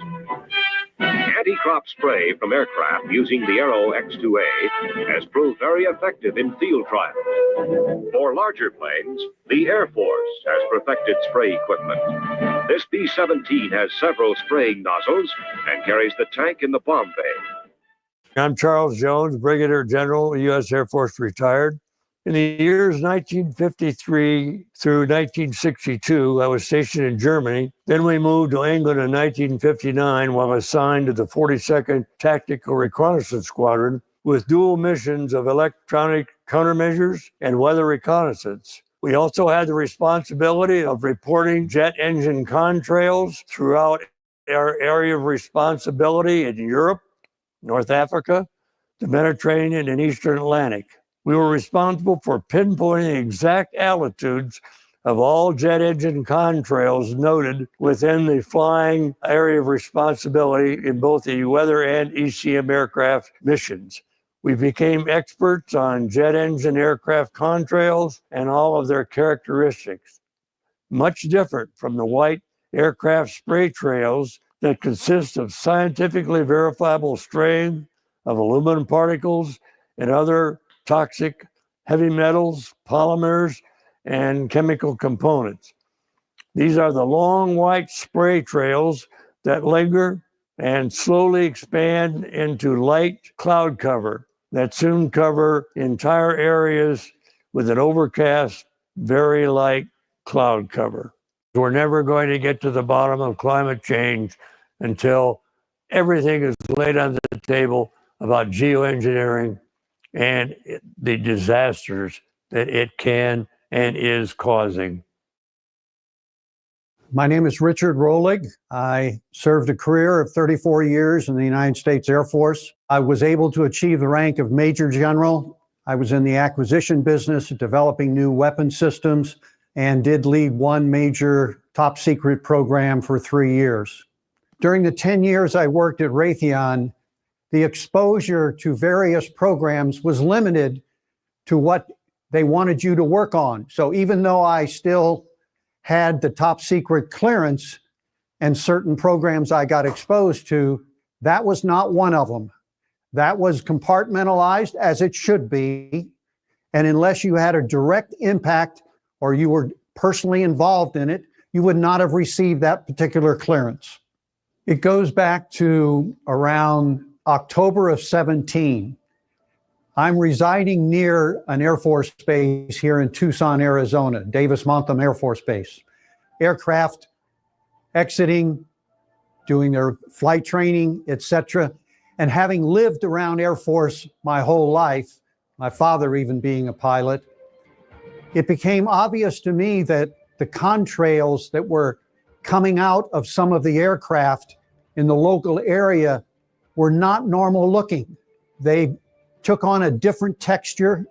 They spread differently. And so as a result, I started talking to a couple ex-pilots that are part of the organizations, asked them to look at it. My wife is a pilot. I had brought her out of the house. We looked at the contrails, and it was obvious that they were not normal. So as a result, we started doing a little research. We called it the elephant in the sky. I mean, everybody on the planet is looking up and seeing this kind of spraying going on. I became involved in weather modification analysis due to my background as a weather observer in the United States Air Force. And as I was looking at the jet clouds in the sky, I realized that that's certainly not normal. And so I've been watching these abnormal clouds for a long time. Well, I started to learn about geoengineering just in a very personal way. I decided to leave Washington in 1998. I bought a small property in a farming community in Tennessee, and I still had business in Washington, and so I would drive back and forth between Tennessee and Washington, but I was also driving around the country networking with a variety of people, trying to understand what was going on in the economy. And as I was driving around, I saw this spraying, and literally you had planes crisscrossing in very unusual patterns. They'd fly back and forth, and you get this tapestry of crisscross spraying that would just hang in the sky for a long time. As an investment person, you're adding it up in your mind. Okay, we have 2 planes over this county flying this many hours and spraying this much stuff. This is very expensive. Who's paying for this? And I was doing a lot of research at the time on a great deal of money that was going missing from the federal government on a covert basis. On one hand, you have all this money going missing, and on the other hand, you have this fantastically expensive spraying program going on. The ongoing global climate engineering operations must be considered a new Manhattan Project on a scale that is almost inconceivable. Governments all over the globe are either actively or passively participating in the ongoing climate engineering insanity, all for their own reasons, all in the attempt to keep business as usual until the last possible moment. Geoengineering is occurring. It's been occurring. It is not new, and your tax dollars are funding this. Well, my name is Kristen Megan Edwards. I am a U.S. Air Force veteran. I served 9 years on active duty working in bioenvironmental engineering. Upon my separation, which was honorably, I went and worked for the VA in the Veterans Health Administration as an industrial hygienist and an environmental specialist. So as an industrial hygienist, my job was to protect people from such things as heavy carcinogenic metals and hazardous materials. And through that, all items that came on base was approved through what is called an Air Force Form 3952. And that is a hazardous materials acquisition. So in order for a chemical to be brought on base, it had to be tied to a specific task. If people were painting aircraft, we knew where that paint was going and what it was being used for. And this was all for liability. So when you start to find constituents coming on the base that you're trying to remove from the base and engineer out through different industrial processes, that was a red flag for me and really told me to do my own research. I've often wondered with the large amount of people in all branches of the military who work in an environmental facet, why they aren't coming forward. I don't think a lot of people are connecting the dots. Now, I wouldn't have stumbled upon why these constituents were being brought on base unless I had heard about geoengineering. So a lot of times I think people are supporting an operation, but haven't really seen outside information to tie it to why this is going on. To see how much taxpayer dollars are used in military operations, whether they're peacetime or wartime, to see how much money is spent to reduce hazards, again, that affect human health and impact the environment, is a complete contradiction to geoengineering using wartime exemptions to not be cited through the EPA. This is a huge waste. This is fraud and waste from the US government. And that this is allowed to go on to me is unbelievable. I think it's one of the most dangerous, diabolical things that has ever happened to us. It's the most dangerous thing short of a nuclear cataclysm. So I take it very, very seriously and will do everything I can to try and expose the problem and encourage people to do likewise. Well, when I was growing up, I was really a fan of Kurt Vonnegut, and Kurt wrote some remarkable works.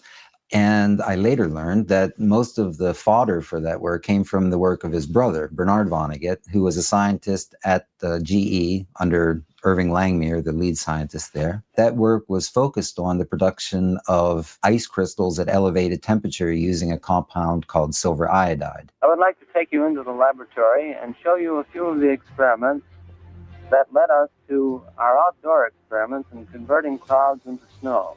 These are some which I photographed that were formed in the laboratory. This is a picture of the first cloud that we seeded back last November. Putting dry ice from a small dispenser in the bottom of the plane, under many conditions, of course, full-fledged snowstorms will be produced in this way. Nature at last has permitted to do a little something about the weather. These were something that scientists had worked on, developed through the 1940s, 50s, and 60s, and was likely being deployed even today. The research done by Vonnegut and Langmuir coincided with changes in our sky. As these programs, or at least this type of research, increased, the skies started to change. My first real observation of those changes and real awareness of it came, I was looking up and saw patterned skies of these trails that were being laid out by planes, then developing into confluent layers that would drift perhaps hundreds of miles, changes the weather, changes the temperature around you. Also, the light intensity and the quality of light was changing. It was funny that there was not really a lot of published literature on this material. There had been some governmental reports that I had dug into. There was some evidence that this type of research was being conducted. And in fact, there was a presentation that was given where Dane Wigginton asked some questions about the materials that they were discussing and their possible role in weather modification programs. Numerous air quality studies, including from CARB, California Air Quality Resource Board, have named submicron-sized particulates as being particularly harmful for human respiration. Through all the discussions today, I have not heard any mention of this fallout. And has this been studied, and also the effects of a highly reactive metal like aluminum on toxifying soils and waters? The question is, what would be the effects of these materials on human health if they came down into the stratosphere? In particular, small particles of aluminum.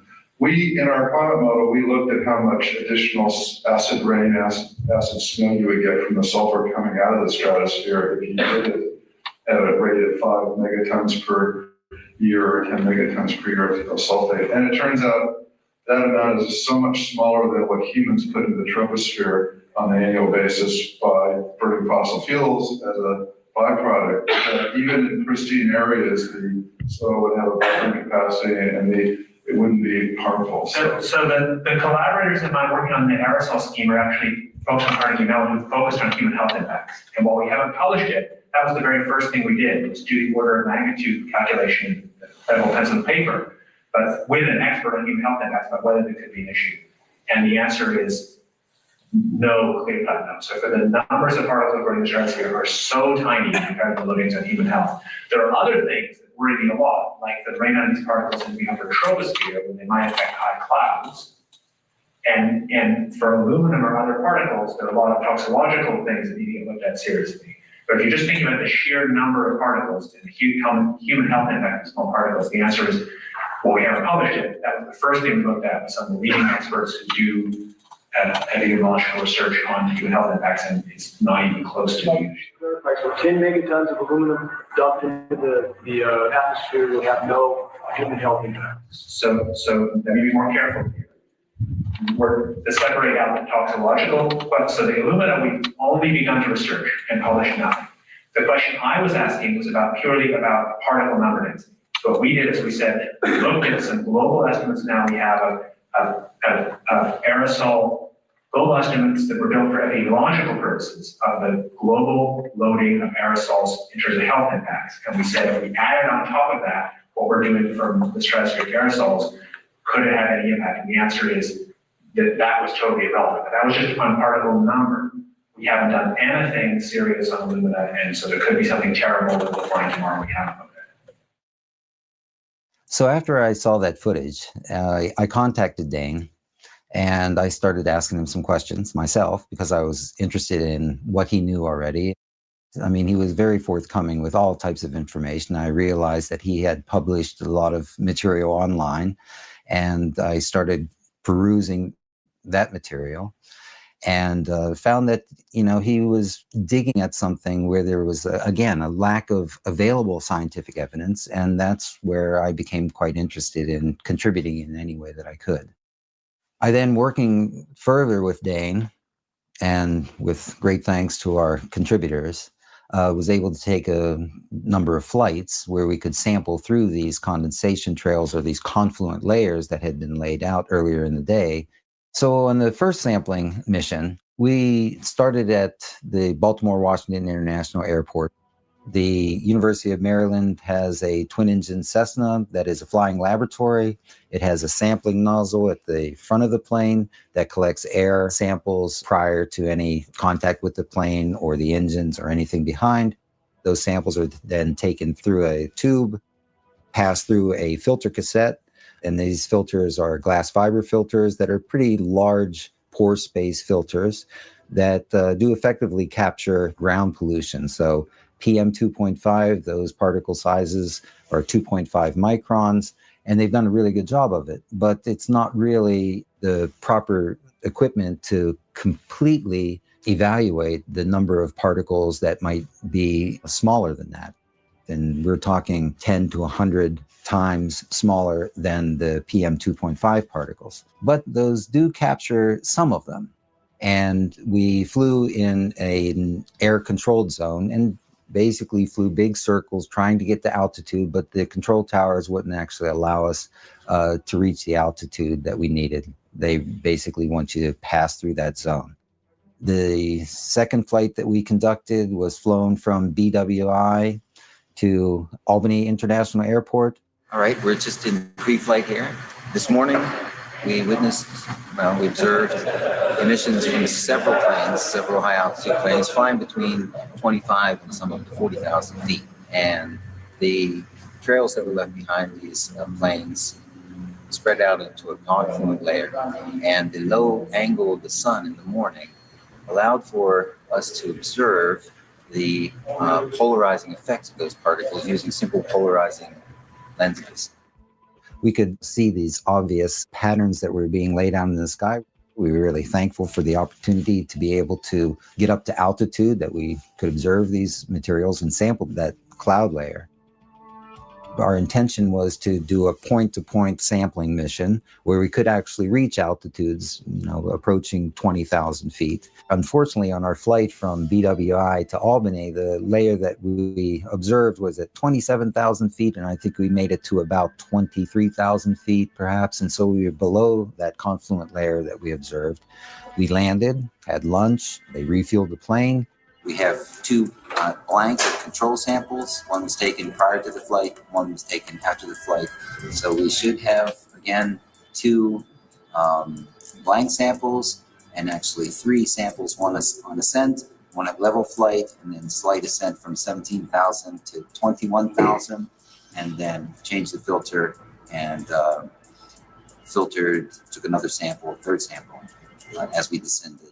And then on the return mission, though, we noticed that that cloud layer had descended from 25 or 27,000 feet to about 17,000 feet.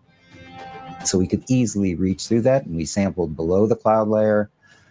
And I'm saying cloud, I mean an induced cloud layer. We sampled through that confluent layer and above it.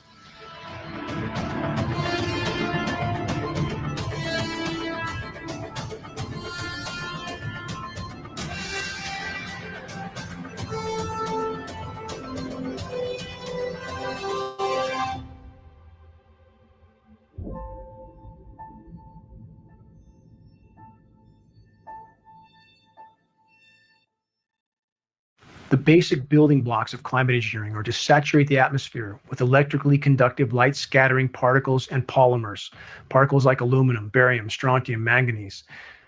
These particles are then manipulated with extraordinarily powerful radio frequency microwave transmissions that can heat the upper layers of the atmosphere like the ionosphere.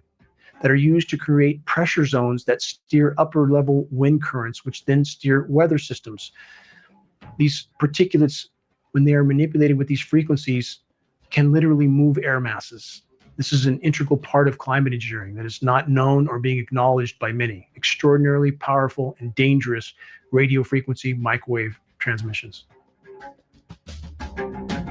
Electromagnetic fields are energy sources, and they're going to be interacting with moisture in the air or our bodies or whatever.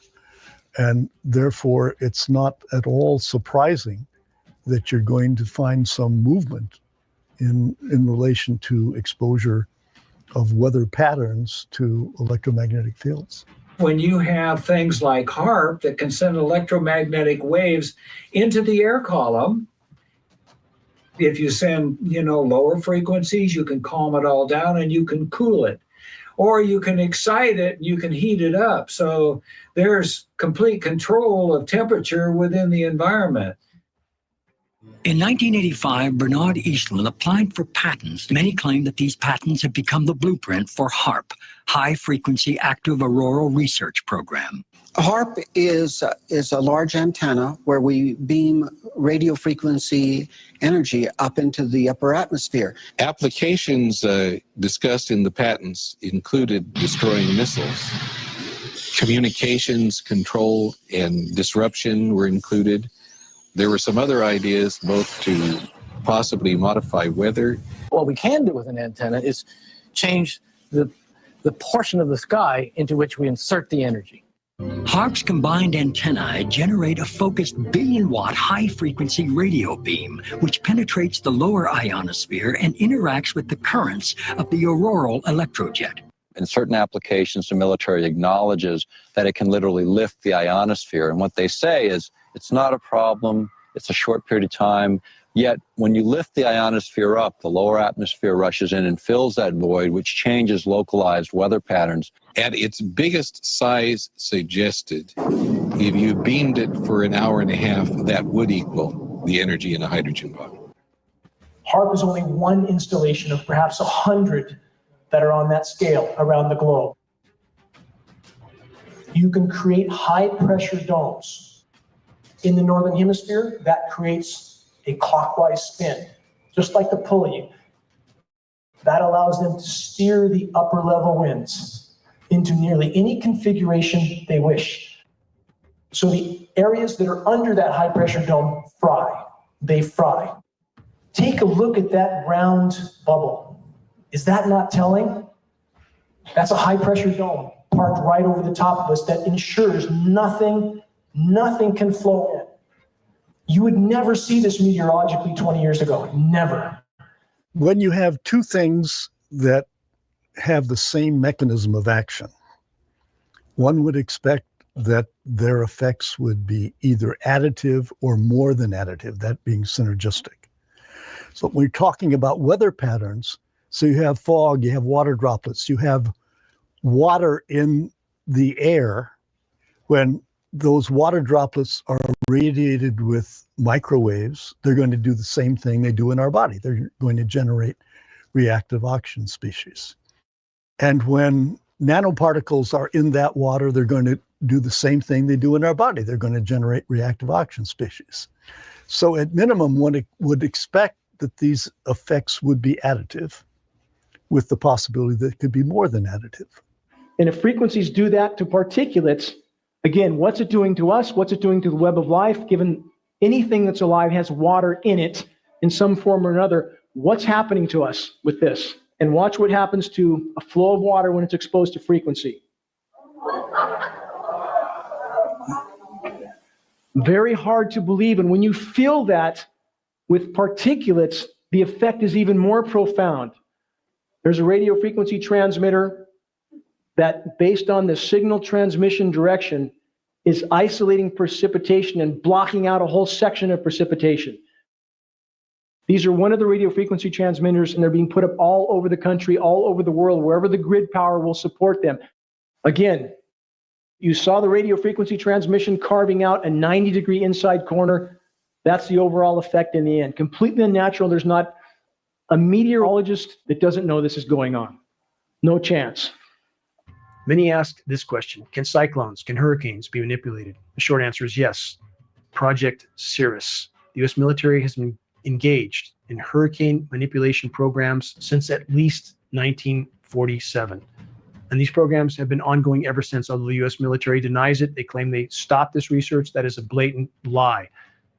Geoengineeringwatch.org has captured film footage of the radio frequency transmissions being used to manipulate the atmospheric particulates sprayed by climate engineering operations in order to steer and direct hurricanes. They can be manipulated to a degree that few can comprehend. We have NASA satellite images available at geoengineeringwatch.org that show extraordinary atmospheric manipulation off the west coast of Africa, where cyclones in the Atlantic basin originate. There's no theory, there's no hypothesis, there's no conjecture. Cyclone manipulation is absolutely, positively being done. Some of this technology actually came out of the stealth program. Stealth was the idea that you would try to reduce the amount of radar energy that would be reflected off of an aircraft. You could put particles of metal into the paint itself. These particles would then absorb the energy. But if you put that up into the air and then you broadcast a signal that is tuned to the exact frequency that matches the size, and this is the key, all of these particles are the same exact size, so they respond to a specific frequency. So when you transmit this frequency, you can get all those particles to heat up. And if that mass of air has moisture in it, any kind of humidity at all, it all rises and expands. So this is how you can actually generate a weather system. A primary aspect of climate engineering is the climate engineer's ability to manufacture winter weather with patented processes of chemical ice nucleation for weather modification. In doing so, they can seed cloud moisture with what is termed endothermic reacting elements, energy absorbing elements that create a cold, dense layer of air that sinks to the surface of the planet and creates a shallow layer of cold, perhaps a few hundred feet thick, that creates the illusion of winter weather on a planet that's in total meltdown. So the surface temperatures are in fact very cold, sometimes astoundingly cold, but it's a shallow surface layer. Manufacturing winter weather events that are then sensationalized by corporate media, dividing the population, again, confusing them as to the true state of the planet and the true temperatures on planet Earth. They have focused oftentimes on particular regions, like in 2014 in Boston on the east coast of the US, creating snowstorm after snowstorm after snowstorm with chemically nucleated moisture and creating sensationalized headlines from that event. 100 million Americans have been hit by a winter storm, packing pretty much everything in the weather arsenal. And convincing much of the population that there was nothing wrong with the climate, that there was in fact record cold in some places, and thus in places where there was record warmth even during winter months, people tend to ignore that. As the planetary warming becomes a runaway event, the chemical ice nucleation elements that have been seeded into cloud moisture reach the surface before freezing. Thus, so-called frozen rain and ice storms are increasingly becoming the norm. How many know of the ice balls showing up on the shores of Lake Michigan, covering beaches, often 75 pounds or more, occurring at times on water that is 40 degrees plus Fahrenheit? How does that happen? From chemical ice nucleation. This is nothing short of winter weather warfare, complete with destructive ice accumulations from the chemical ice nucleation cloud seeding and dangerously slick snow-like frozen material that contains surfactants. They're used in climate engineering chemical ice nucleation cloud seeding operations in order to reduce particle coagulation, i.e. to keep the climate engineering elements from sticking together and forming larger particulates that would sink faster to the planet, which would not be conducive to the winter weather warfare scenario. The cryosphere, Earth's ice deposits, are melting at a pace that is unprecedented in the geologic past. The true magnitude of the planetary meltdown has been masked by statistical falsification. The climate engineers have attempted to hide this fact from populations. In order to mask the true severity of polar meltdown from populations, the climate engineers have utilized methods of sea surface ice nucleation. The effect of these operations can easily be distinguished on satellite images. The paradox with sea surface ice nucleation is this. The climate engineers are actually putting a lid or a cap on oceans that are already too warm for natural ice nucleation to occur. In doing so, the climate engineers are, in effect, sealing the heat in the oceans, thus increasing the overall heating of the planet.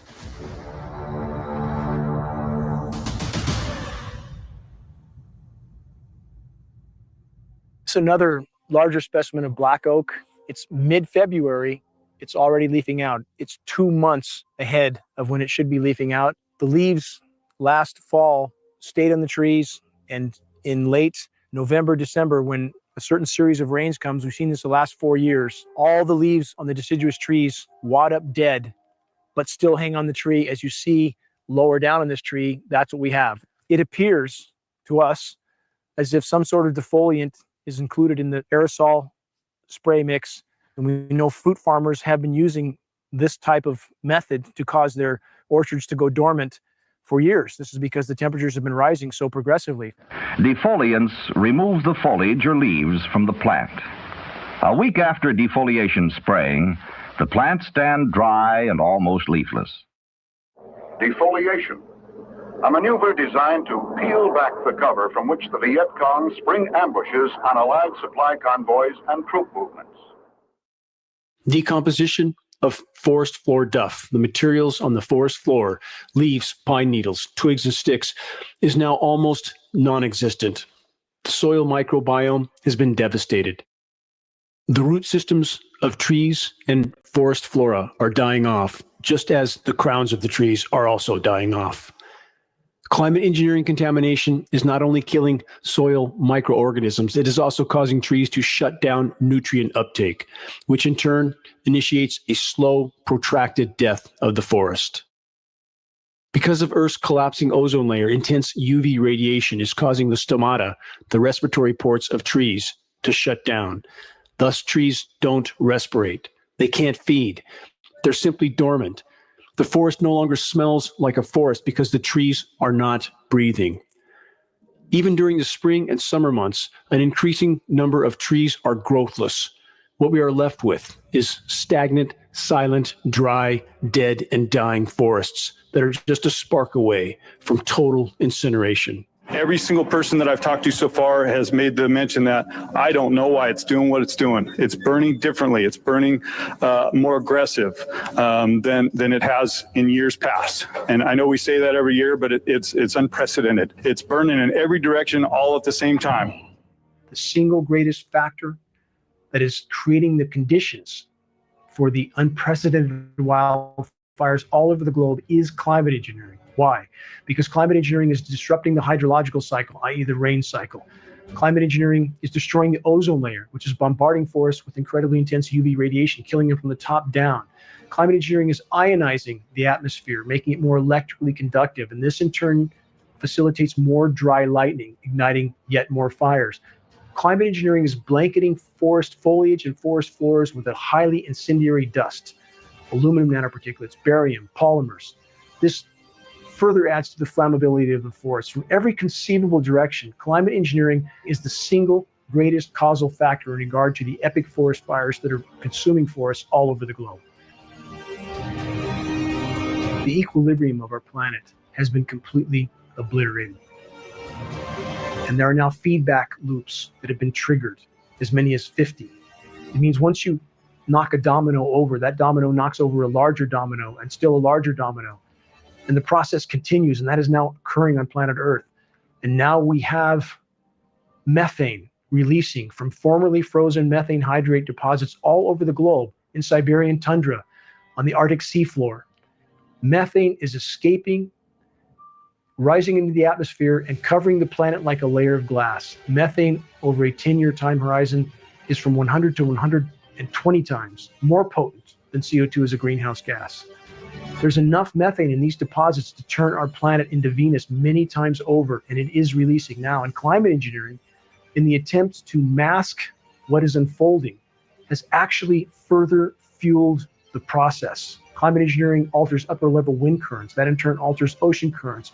Now we have warm water pumping into the Arctic in places it should not be, causing massive methane blowouts that have to be seen to be believed. They can be seen when they occur on terrestrial areas like the Siberian tundra. massive craters that look like something from a massive nuclear war.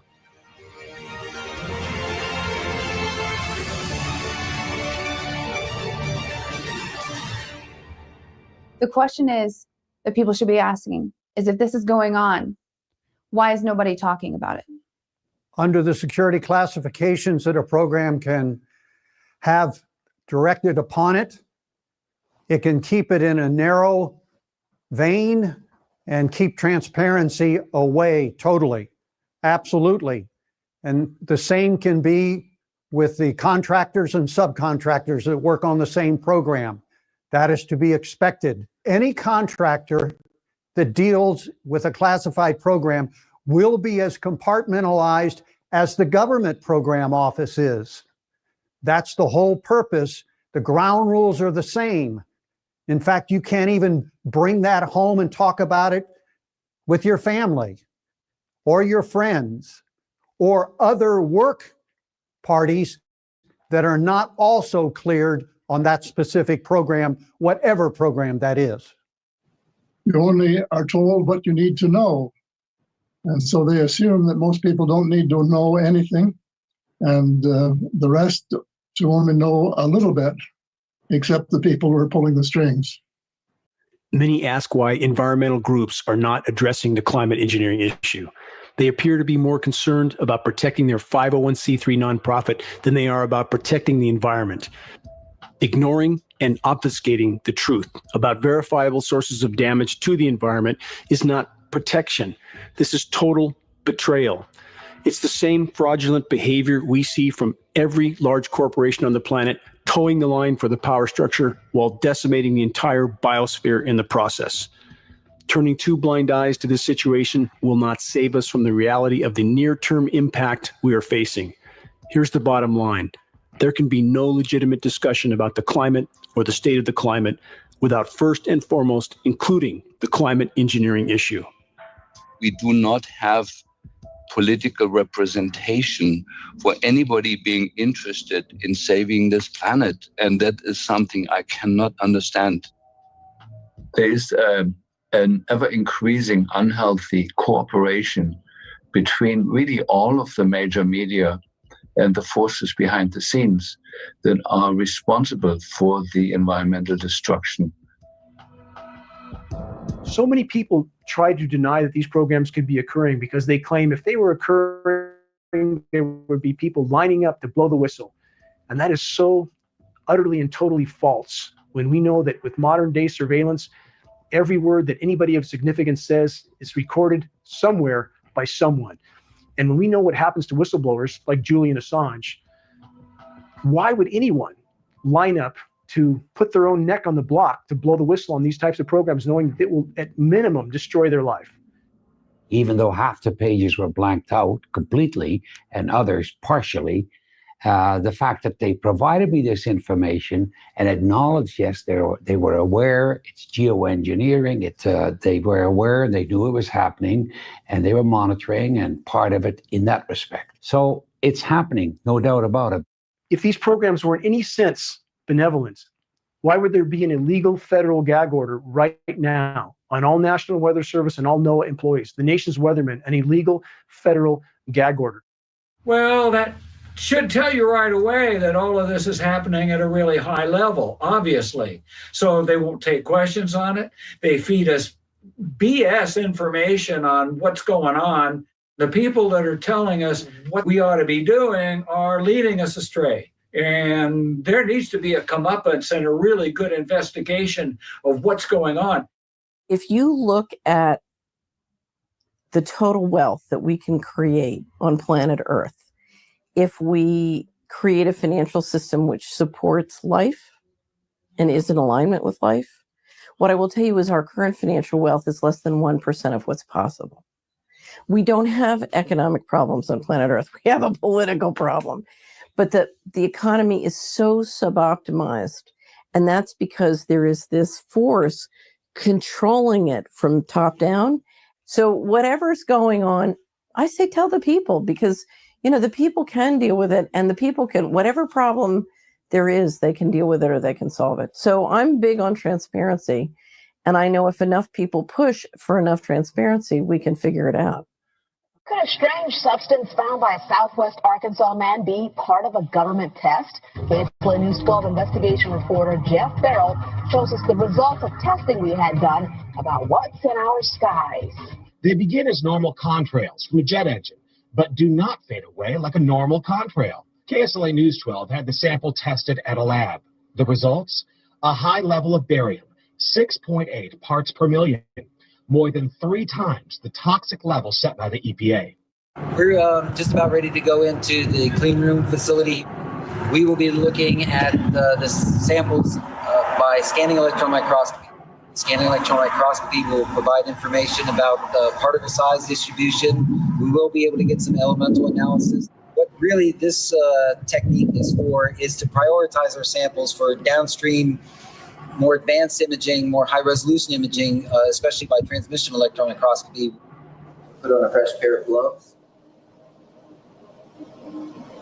We're going to start with sample number 8. This is a blank that was collected on the return flight. No flow through this filter, so this filter should be free of any particulates. I'm going to use these scissors and forceps that have been cleansed with isopropanol and then acetone, and wipe free with these dust-free cloths. These are the series of samples that we're interested in. These are samples number 9, 10, and 11. These were taken on the return flight where the plane passed through an induced cloud layer. Number 10, I believe, is the one that was passed through a cloud layer at around somewhere between 17 and 19,000. I will take time to cleanse the incidents between each sample. Comparing sample number 9 near the center. Opening it to ensure that the surface that had received the particulates is facing upward. Number 9 is completed. Now processing sample number 10.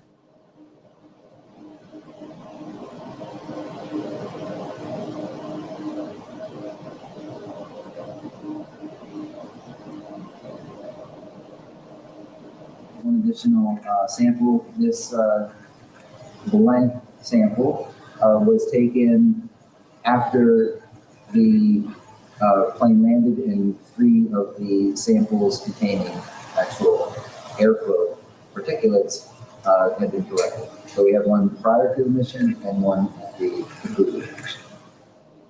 Prior to imaging, these samples are coated with a thin layer of platinum. The platinum helps to take the excess charge or electrons and drain them off to the snub.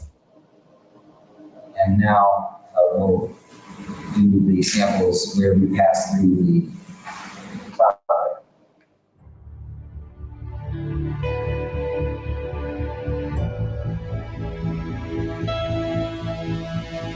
A few little bright particles.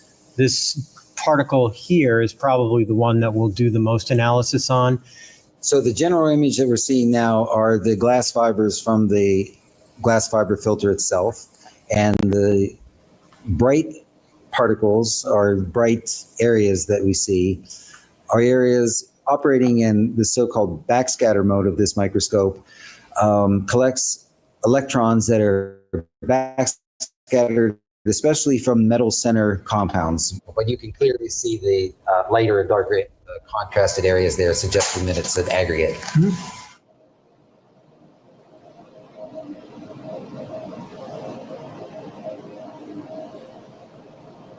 Some of the smaller particles in here we're looking at on the order of about 450 nanometers long.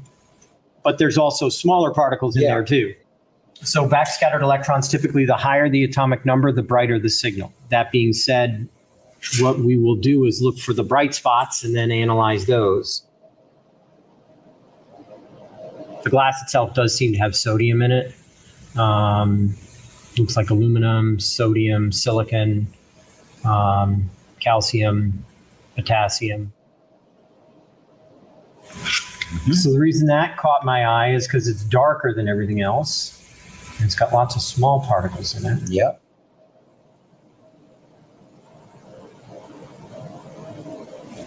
And this gives us a lot of information. Again, it identifies which filters have qualitatively more materials, just, basically we see more material on it. It also gives us information about size of particles and potential for aggregates that we might be dealing with in the samples. Barium sulfide again? So barium sulfide is interesting. What he's doing now is just getting a high resolution image of it to see if this is indeed a single particle or if there's any evidence that there's an aggregate of smaller particles.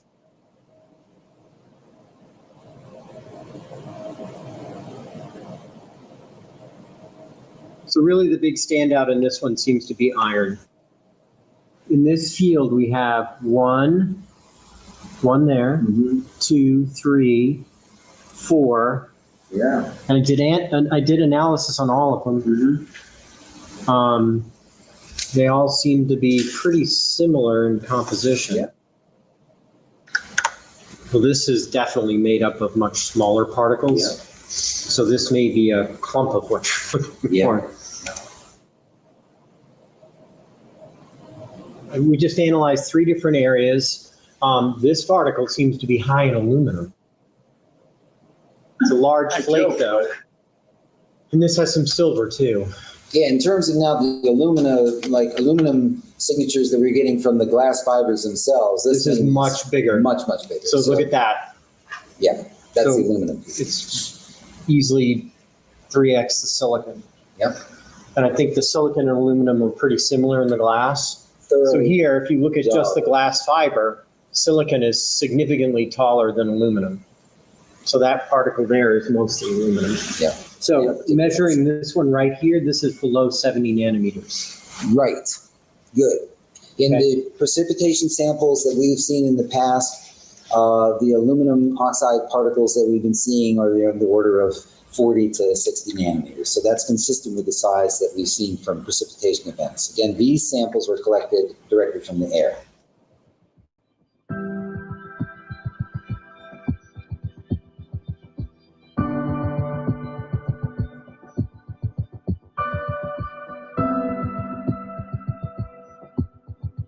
There's not a lot of approaches or instrumentation that you can use to observe these nanomaterials. I mean, again, these are the sizes of viruses.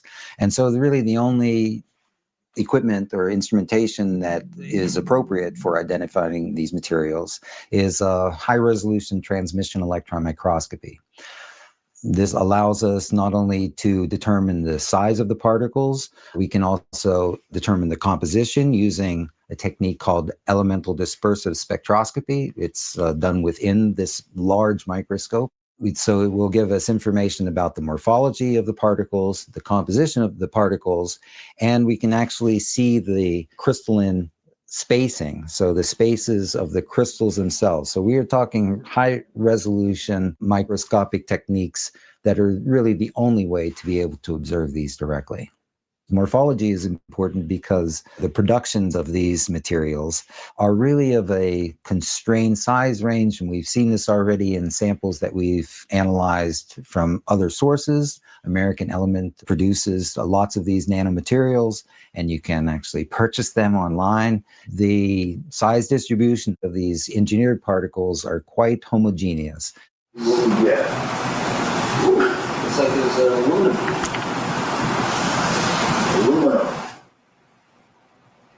Now, what I've done is tell it to calibrate to the aluminum peak. So now what it's doing is going through each of its process times and each of its gain values and calibrating. Oh man, I can tell you this much. What I'm seeing right now is far superior to the last time I ran that illustration.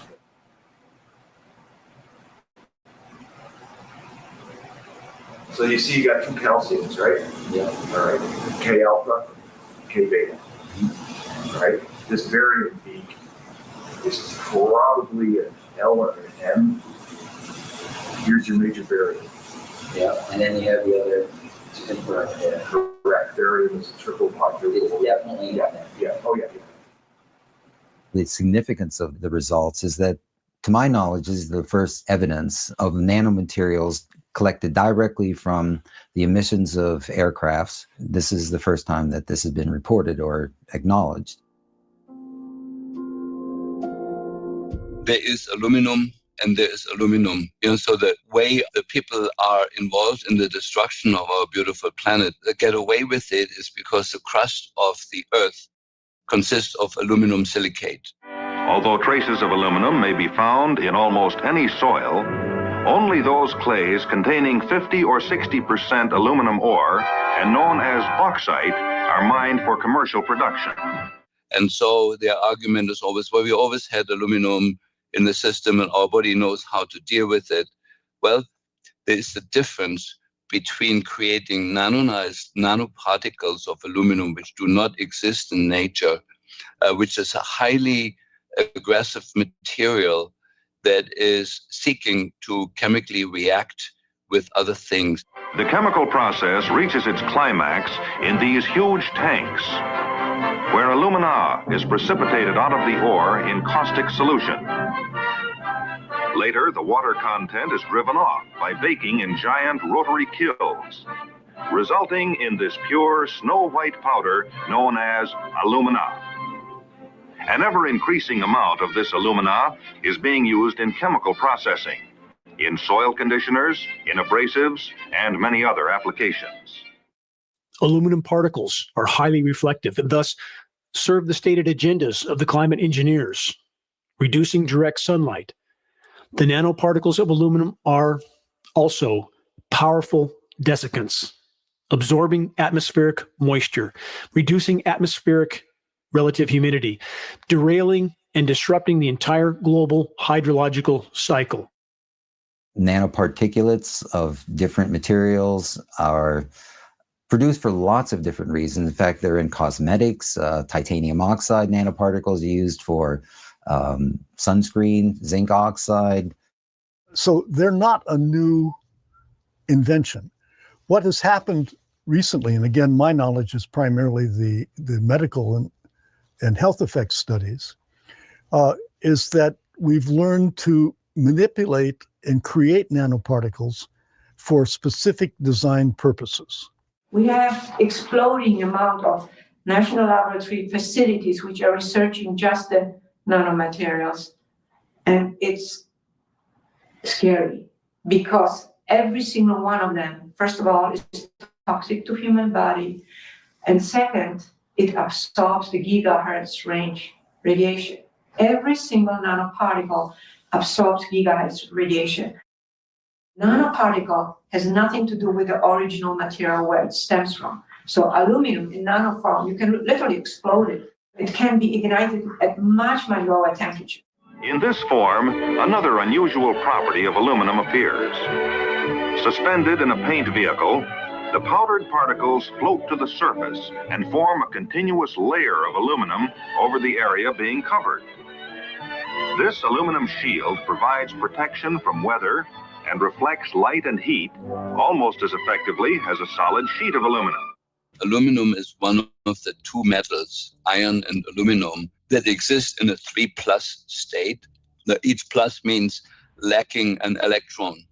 And so aluminum salts are the most electron deficient metal, and with that highly, highly reactive to the proteins inside our cells, which are loaded with electrons. And so aluminum makes very, very strong bonds with the proteins in our cell, which means a protein that has incorporated aluminum becomes a dysfunctional protein that no longer works. We have about 200,000 working proteins in the body. That's what creates your testosterone. That's what creates your insulin. This all made by intracellular proteins. And those get contaminated with the aluminum and become highly dysfunctional. No creature has ever been found to utilize aluminum. There is no creature, no virus, no bacteria, no fungus, nothing that thrives on aluminum. It's deadly to all life on Earth. In national defense, as in many other fields, aluminum is everywhere. In the air, on the ground, and on the sea, versatile aluminum serves our fighting men. And this is the thing about the constituents used in geoengineering, is they are similar to items that are going in ground operations. So whether you're standing aircraft parts that contain strontium chromate, changing brake pads, working around barium, bending aluminum metals for different aircraft parts, this could all be explained as to their exposures. But the question is, those that don't work in those areas that are showing these symptoms, where's it coming from? I think in the next couple of hours, we'll see that actually open up a bit before the clouds start to return a bit. That's the high cloudiness we're being sprayed up from the north. There's more upstream, though, for us later on this afternoon into this evening. But we've been dealing a lot with some military activity in terms of chaff anyway, and that's something that I experienced for the first time yesterday. That was a whole lot of fun. And that's where the military just basically dumps some of the tiny particles of plastic or metal mylar into the atmosphere. When you see this kind of a pattern like this, you can rest assured there's something going on. They're actually little bitty magnetic and little bitty strips of, whether it's aluminum. Then you see these bands of very distinct cloud cover moving into the region. That is not rain, that is not snow. Believe it or not, military aircraft flying through the region is dropping chaff. Small bits of aluminum, sometimes it's made of plastic or even metallicized paper products, but it's used as an anti-radar issue, and obviously they're up there practicing. Now, they won't confirm that, but I was in the Marine Corps for many years, and I'll tell you right now, that's what it is. So we conducted the analyses of these nanomaterials and conclusively confirmed that there were aluminum oxide, barium sulfate nanoparticles in the samples that we took on the East Coast on that second flight. For my mind, that would be sufficient, but I'm also was quite interested in, well, what's going on the West Coast? Are these similar types of results can be collected in various regions? I was really thankful to be part of a third sampling mission.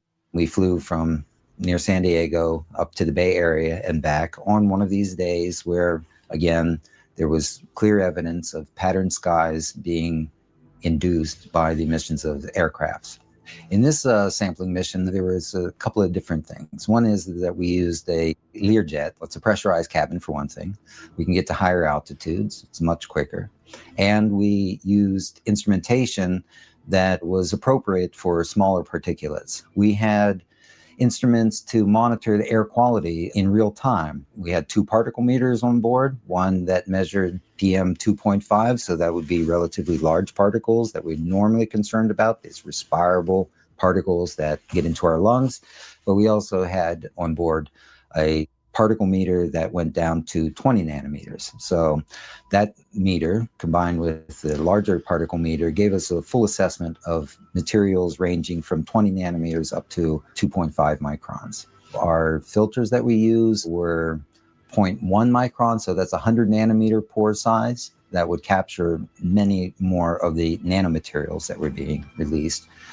What we're breathing in pressurized cabins is actually air from the outside. Is being taken in front of the engines. Some of the airstream goes into the engine to feed the combustion process, and then bleed air then off of that is taken directly from the outside, pressurized, and then is used to pressurize the cabin.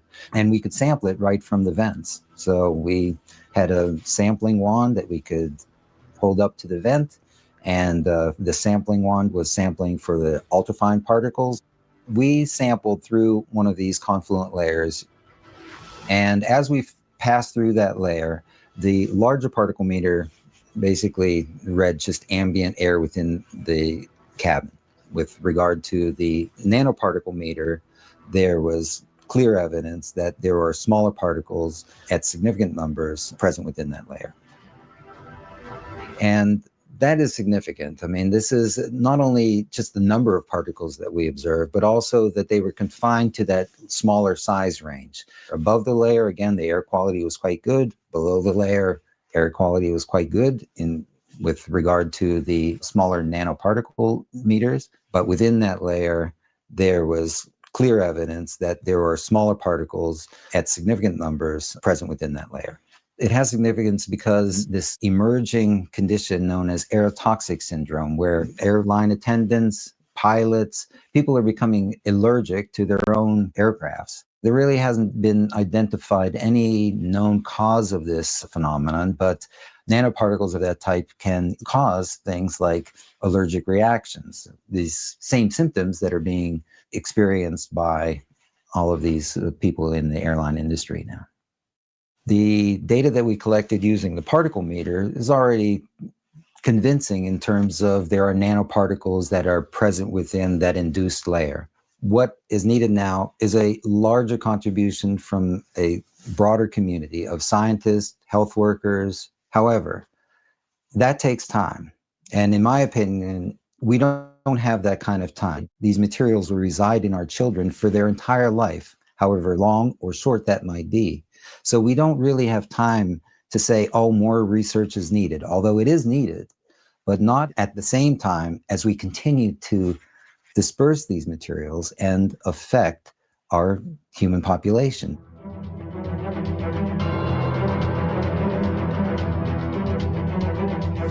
In the east and in the west, large forest land areas have been sprayed to kill destructive insects. This work by airplanes is significant. It has an indirect effect on all Americans. Here's one to keep track of over here. Notice it didn't have anything coming out of it. Yeah, he just turned on. Just turned on his spray. With commercial airlines, you're not going to get this kind of converging intersection, even though they're at different altitudes. But the important thing to consider, there's not a natural cloud in the sky. Everything in the sky is an aerosol out of the back of an aircraft. Anybody who says that can't affect the weather is simply ignoring logic and reality. My rock climber's mentality says you have to face reality.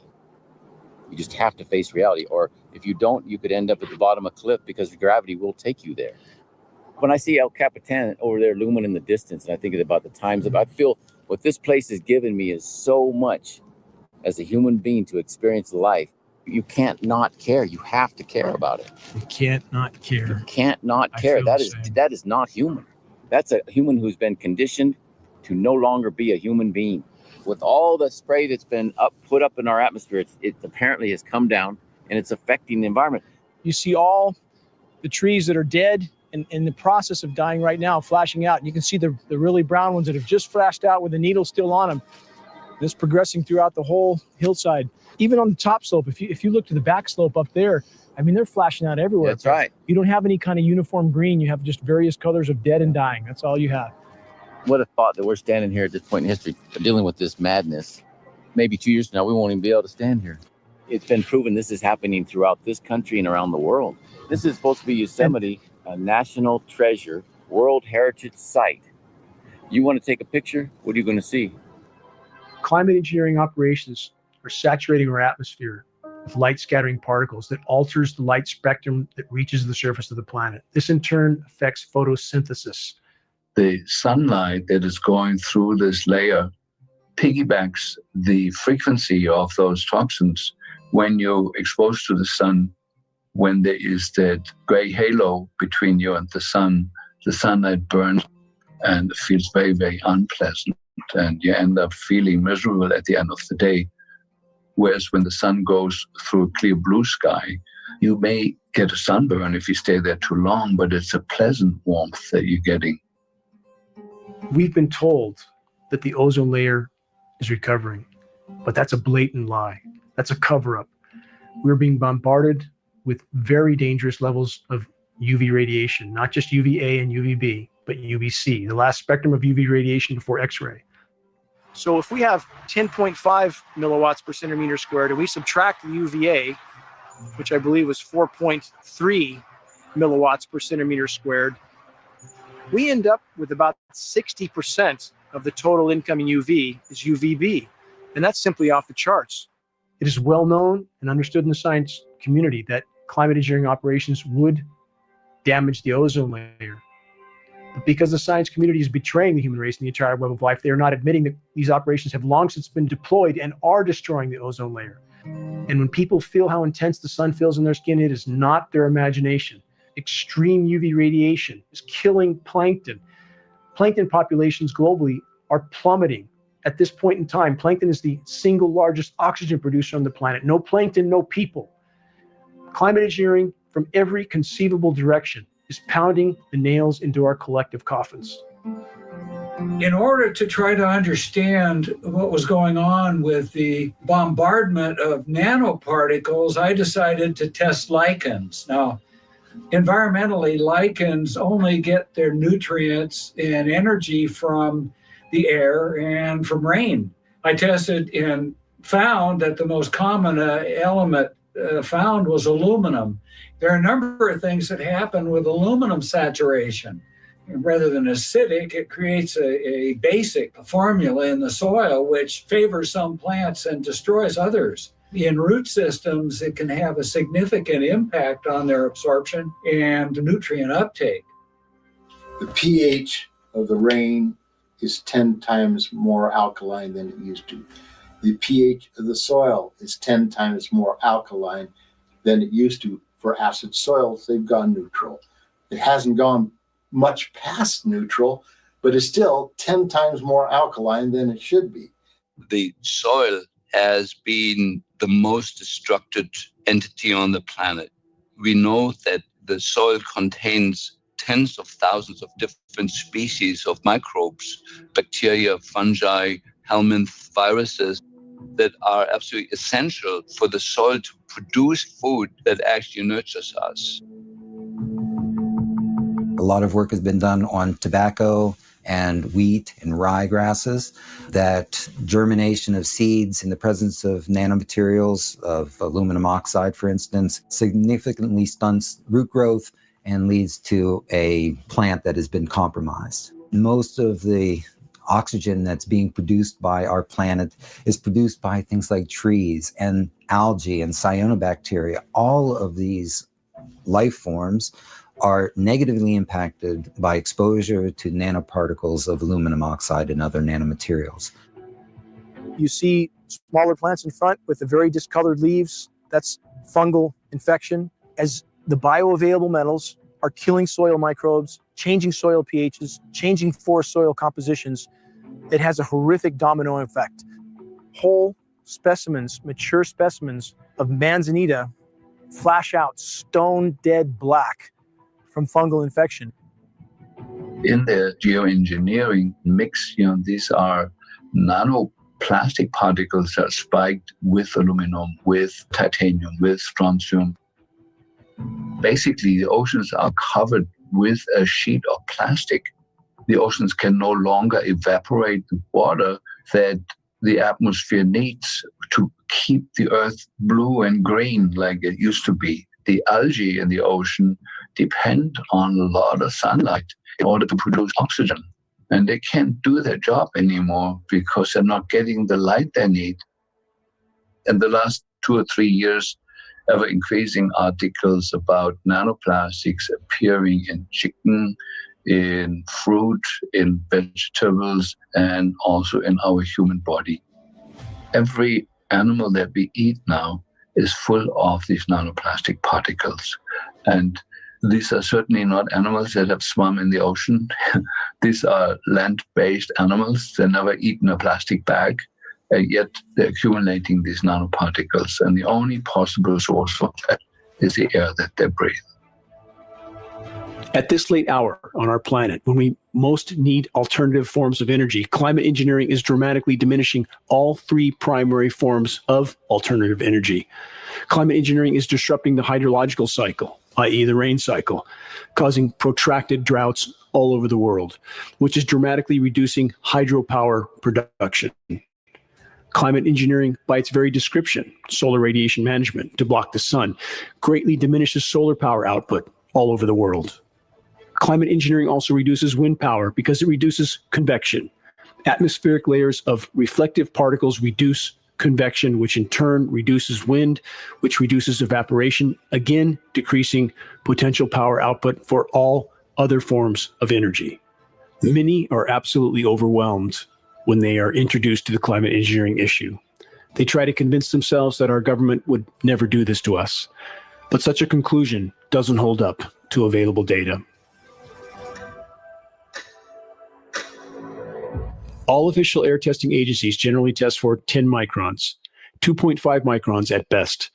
Atmospheric testing has proven that climate engineering aerosols are unimaginably smaller, in the 20 to 100 nanometer range. The smaller the particle, the more deadly it is to inhale. Available science studies prove that human hearts and human brains now have not just millions, but billions of nanoparticles lodged in them. Most know that bee colonies are collapsing. What most don't know is that insect populations in general are also collapsing all over the world. Bees are dying of symptoms resembling Alzheimer's and dementia in human beings because they're packed full of aluminum. Why aren't the beekeepers acknowledging this? Why isn't this fact a headline all over the globe? To suit our convenience, we clear other large areas of natural life in order to build towns and cities. Our homes, stores, and factories, clustered closely together, are easy marks continually tempting invasion by the insect enemies. Our only answer is to wage constant battle with the bugs. This must be intelligent, organized, well-planned warfare. We must fight our insect enemies with every weapon our imagination and science can devise. Chemical warfare is quick death to our enemies, whether used on a small scale or on a large scale. Vast areas can be treated in a short time, an outstanding advantage in our warfare against the insects. What's it like for an insect to be poisoned by a crop dusting aircraft? Don't we all know? Is there any difference whatsoever between crop dusting insects and the global climate engineering spray operations that have long since contaminated our entire planet and every breath we take? How can we avoid this? Answer, we can't. You can make very high quality, and do this in just a jet in a very simple way, make high quality aluminum particles just by spraying aluminum vapor out, which oxidizes. The implementation decisions will be risk to risk decisions. The risk of doing it against the risk of not doing it. It's very good to have research on new applications of technology that are beneficial, but it should be balanced at the same time it's developed with the study of the adverse effects, if there are any. Now, as it happens, the Air Force conducted a study starting in 1993. It was called In Vitro Toxicity of Aluminum Nanoparticles in Rat Alveolar Macrophages. That's a real fancy way of saying testing the effect of aluminum nanoparticles on the white blood cells in the little air sacs in your lung, the alveoli. And what they found in this 8-year study was that these particles, when you're exposed to them long enough, it suppresses the ability of your white blood cells to defend you from airborne infections coming into your lungs. And so essentially by breathing this material in, your immune system is dramatically suppressed. If we can't breathe, if we can't inhale without sucking up highly toxic, bioavailable, bioaccumulative particulates that lodge in our systems like a plaque, elements like aluminum, barium, strontium, elements that are highly toxic in and of themselves, but when combined, become exponentially more toxic. 70% of nanoparticles that are already within us are introduced to our systems through just respiration. So we breathe them into our nose, the ethmoidal sinuses then collect them. They can migrate to our frontal lobe through the olfactory nerve, and there they can generate reactive oxygen species and cause brain damages of different type. Everything we know at present suggests that generation of reactive oxygen species is the cause of aging, cause of almost every disease that we know. Certainly dementia, but other diseases as well. A lot of the nanoparticles, not all of them, but a lot of them have metal ions. Metal ions are potent generators of reactive oxygen species. When you have nanoparticles in the body, they are small enough so they go everywhere. There's no barrier to them in any part of the body. They cross the blood-brain barrier, they cross cell membranes. They're even more reactive or can be more damaging than virus particles. We have natural defenses against viruses. We have no natural defenses against nanomaterials. And again, they never leave our system. They don't die. They're not cleared. We don't produce antibodies against them. So we are exposing humanity to a class of materials that will continue to damage biological tissue for the lifetime of that organism. The Japanese developed a blood washing method called apheresis that was used for reducing cholesterol and fats from the blood. And then a brilliant German toxicologist came along and modified this procedure where he could not only wash out the blood, but also the plasma from the connective tissue, which is a much deeper look into the system. The entire blood volume and plasma volume is put through a filter system several times and filters out anything that's toxic. And with this method, it's the first time you can actually measure body burden, or how much is in the entire body. And as it turns out, nanonized aluminum is by a factor of roughly 100 times, 94 to 120 times more prevalent than any other toxin, nanonized aluminum. And we know that we absorb aluminum very poorly by eating it. That cannot be the possible route how we get toxic. The only way that we can get these high levels of aluminum is through inhalation or through injection. This was a big wake-up call. To let the evolvement of a program impact my grandchildren, even my children, not necessarily the immediate years for myself, is a very personal concern to know how it will flow down through the elements of the family. I often find that those who question actions of the government often don't want to get involved until it directly affects them. If you look up into the sky, this is directly affecting you. If you have a family, your children, your wife, your husband, your extended family members, your animals, this is directly affecting all of us. How can so many claim that governments and militaries around the world would not spray chemical and biological agents on populations when there are literally hundreds of historically documented cases of such operations occurring in recent decades? Many biological warfare experiments were officially used to test the range and dispersal patterns of aerosol, particulates, and biological agents. In the United States alone, by 1977, 239 open-air biological tests had been conducted over unknowing U.S. populations. Tests were conducted throughout the 20th century, many of which took place concurrently with the covert ramp-up of climate engineering operations. We are expected to believe that this experimentation was benign and not connected to the climate engineering operations, just as is the case with the ever-increasing exposure to microwave transmissions all over the world. Many of what we are told are only cellular communication towers have power supply inputs that are 10 times larger than what is needed for communications purposes.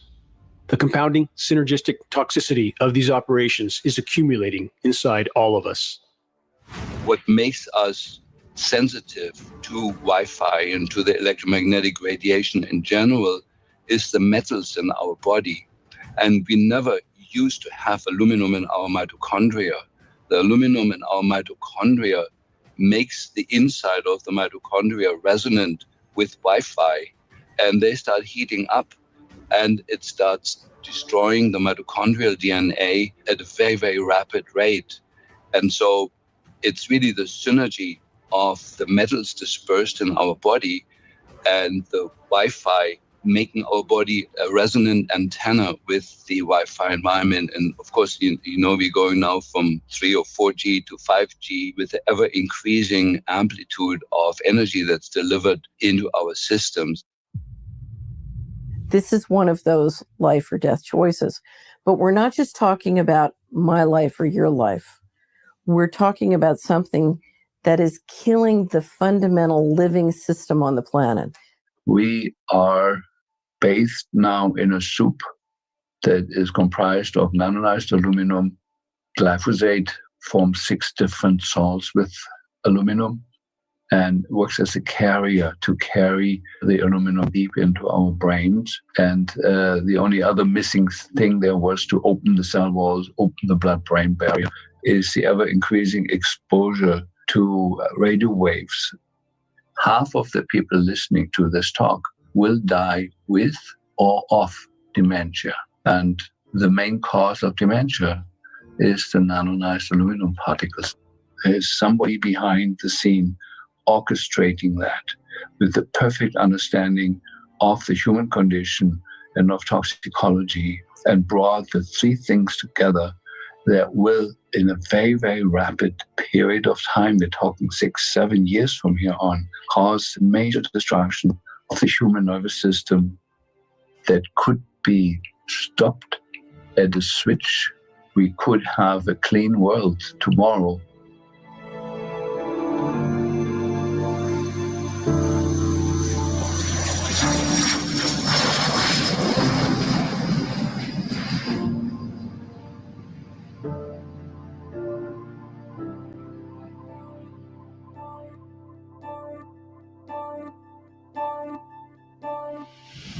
We need to come together for all of humanity to address this issue. And I think that the only way to do that at this point is a legal approach and to present all evidence on both sides, the evidence that we are collecting as independent scientists and the evidence that already exists in those laboratories where these materials are produced and deployed.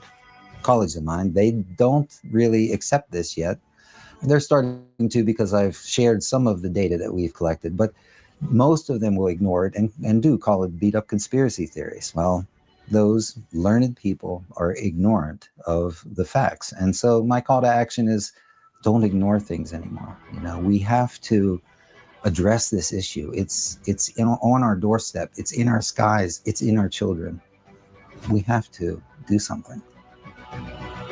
If the ongoing global climate engineering, weather warfare operations are not brought to light and to a halt, allowing the planet to respond to the damage done, it will never be able to find a new equilibrium, an equilibrium that may yet allow it to sustain life into the future. Exposing and halting climate engineering operations is the great imperative. They are disrupting virtually the entire web of life.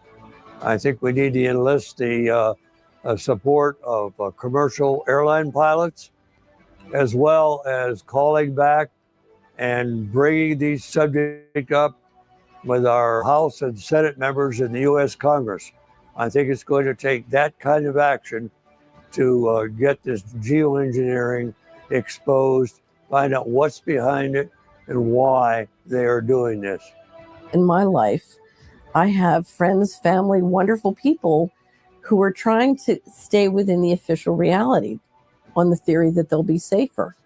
And the reality is, if you look at where this thing is going, you know, better we deal with it now. It's like cancer. It's only going to get worse. The data is what's going to change people's mind. So you need to be able to draw it out, get the reports available, and get publicity on what the conclusions are so that people believe it. It's not just someone raising a subject that has no validity. It's based on scientific data that demands changes. We've gotten to the point where the mystery is so expensive, spiritually, psychologically, financially, legally, you know, that the time has come to say is, you know, who's really doing this and why are they behaving this way? And I often wonder, do any of those people, you know, behind the scenes, fearing reprisal, are they looking into this? There is data out there. Who's going to bring it forward? We are rapidly running out of time to take care of this problem. That's what makes it so critical. Yeah, and I can only hope that in my lifetime, we'll have a resolution of this and we can fix it.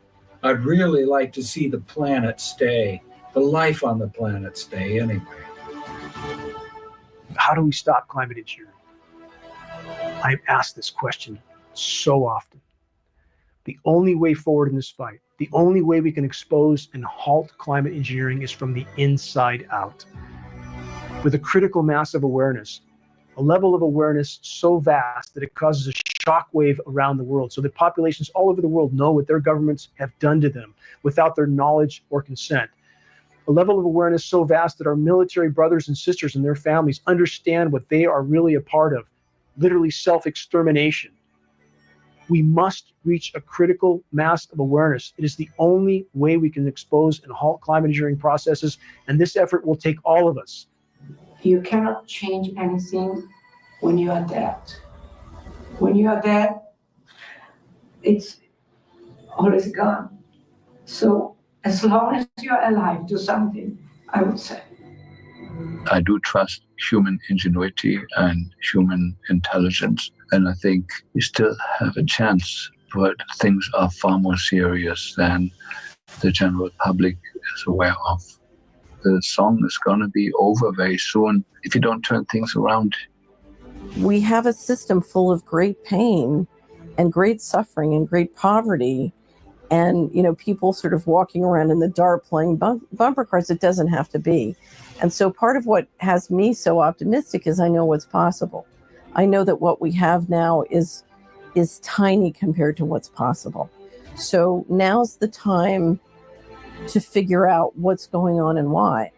Now, our only chance is to stop interfering with Earth's life support systems, to expose and halt climate engineering once and for all. Allow the planet to respond to the damage done to it on its own. Climate engineering is not a cure. Climate engineering is a curse, even worse than the disease it claims to treat. Time is not on our side. The sand in the hourglass is running out at blinding speed. Please, make your voice heard. Make every day count.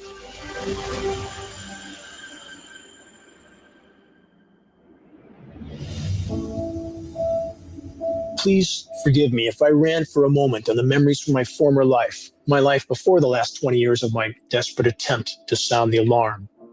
I spent so much time on or near the ocean. I got my scuba certification at age 14. Being below the waves was always an escape to another world. A world that still made sense. A world in which I often felt I wanted to remain. And I feel so fortunate to have seen and experienced life below the surface of the sea in numerous parts of the world. In the waters off New Zealand, Australia, in the South Seas, Fiji, the most remote locations in the Sea of Cortez, the Gulf of California. But the vast majority of my diving sabbaticals were around all the shores of the Channel Islands off the coast of California. And how incredibly miraculous and thriving were the once expansive kelp forests there. I would meander in total solitude through these mystical undersea landscapes that were teeming with life. When the water clarity was at its best, the visibility could be well over 100 feet. And on such days, stunningly beautiful beams of sunlight would glisten down through the kelp stalks, rising up from so far below me. It was like being in the canopy of a long-lost medieval forest. And weaving my way through the massive kelp stalks in total silence, I felt like a wild and free bird flying through an untouched and unspoiled paradise of unimaginable beauty. So many species, all playing their individual part in the miraculous web of life. Seals, making their way through the kelp, would often alter their course, and they would swim up to me and stare right into my mask, directly into my eyes. They were curious. Many of my memories from the kelp forests now seem a very distant dream from another life. Moments that I knew, even while they were occurring, were slipping away. It was beautiful. It was nature. A part of the living ocean. A part of the web of life on which our lives depend. I had to leave that life. There was a constant calling of conscience inside me. I felt there was much I had to do, that there was a long journey before me, yet to be traveled. The deepest and most untraveled wilderness has always been my sanctuary, and when I trek there alone and in solitude, I feel most connected to the whole. I marvel at the complexity and the miraculousness of life, the countless forms of it. I try to contemplate the endless and seemingly impossible factors that were necessary for life to exist and flourish on this spinning ball of rock in the harsh and hostile environment of space. A ball of rock with its own magnetic shield, with its own moon that stabilizes its orbit, that orbits a life-giving star at just the right distance, with miraculous atmospheric layers that, for unimaginably long spans of time, have facilitated countless forms of life. how wondrous it all is. Each part, a dragonfly, a tree, a bird, a whale, the sunrise, millions of tons of water magically floating through the sky in the form of spellbindingly beautiful clouds, bringing life-giving rain. When I witness the destruction of this miraculous web of life, I can only think of returning to the front line of the battle to sound the alarm. Reaching a critical mass of awareness in the population is the only way forward in this fight. The challenges we face are immense. The odds are against us. But as the proverb goes, it's not over till it's over. Any one of us could be the final pebble that triggers the landslide of awakening.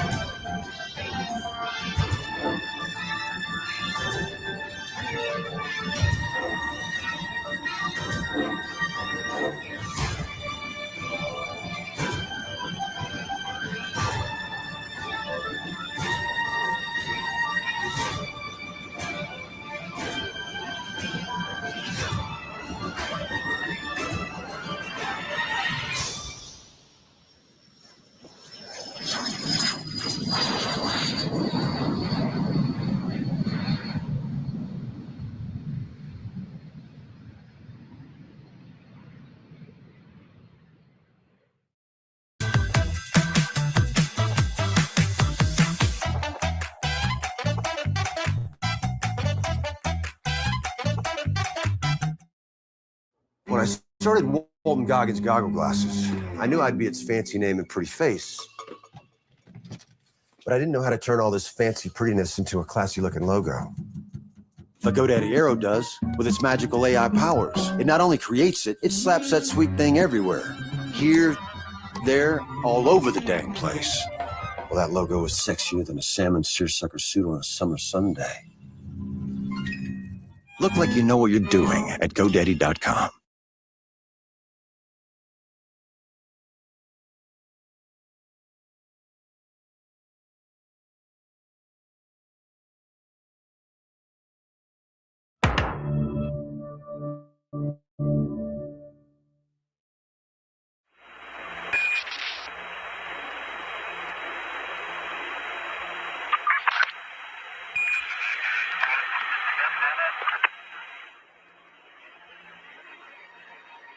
Just 50 years ago, we finally ventured to the moon.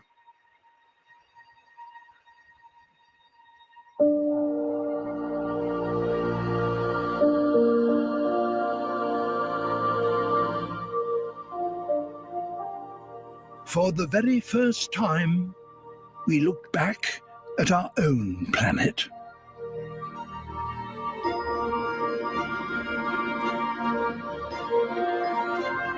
Since then, the human population has more than doubled.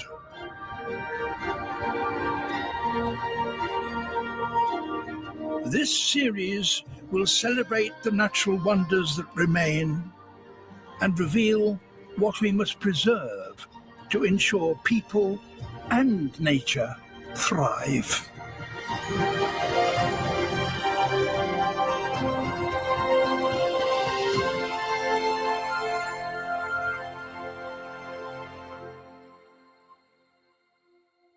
My eye In fact, it brings a tear to both of eyes. Very, very emotional.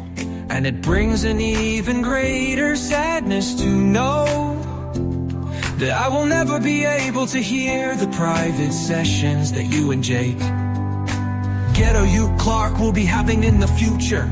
I felt it always a privilege to listen to two great minds discussing topical issues that were 5 years out of date. Danny West for 25, 2 hours ago.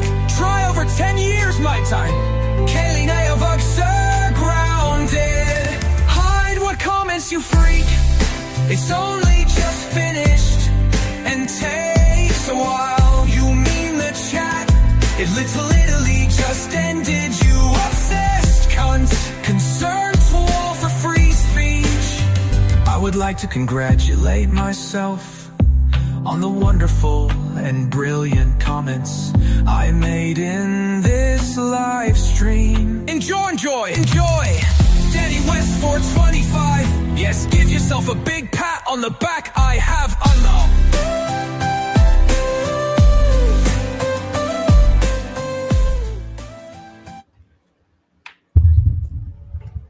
I mean, right, this is a bit embarrassing, isn't it? You realise that neither myself or Jake are here. Even what I was playing had obviously run on into something else, and I don't think I've got Premiere on this channel anymore, so there was probably adverts and everything. I've been cooking. I've just finished a promo video for the hearings, which are starting on Christmas Day now, in case you missed that earlier, Clyde. We're starting with Michaela on the Advisor of 7 Jane Crescent on Christmas Day. Okay, probably at 4 minutes past 1400 hours. I don't know, just for kicks and shits and giggles. So Jake's not here. You're talking to yourselves. We're not here. We're not here. You don't need to be here, and you're just here to do this again anonymously. To do what? Why? Carry on, because this is just, it's all just going to get really awkward as people start to see and witness, and you know, there's going to be people like watching what's going on here very, very, very shortly. So by all means, you carry on. If you want to be here doing this all the time when we're not even here, okay? I'm just playing something else that I wasn't even keeping an eye on because I'm that not here. Oh, hey, baby. Yeah, I meant to ask you about, I thought I heard that, but this is the nonsense that we're dealing with every 5 minutes. I mean, like, I've checked my fucking self. I got myself sectioned to avoid going to fucking court because I was that terrified of court. I mean, I didn't even fucking know I got a fine. I don't care. I told them all, did I not? This is administration bullshit court. I'm living real life. I've got my court going on, which is what I'm more concerned about, okay? Because obviously people are shitting themselves because it's not like I can sanction people, is it? But the court of public opinion really is the only one that matters.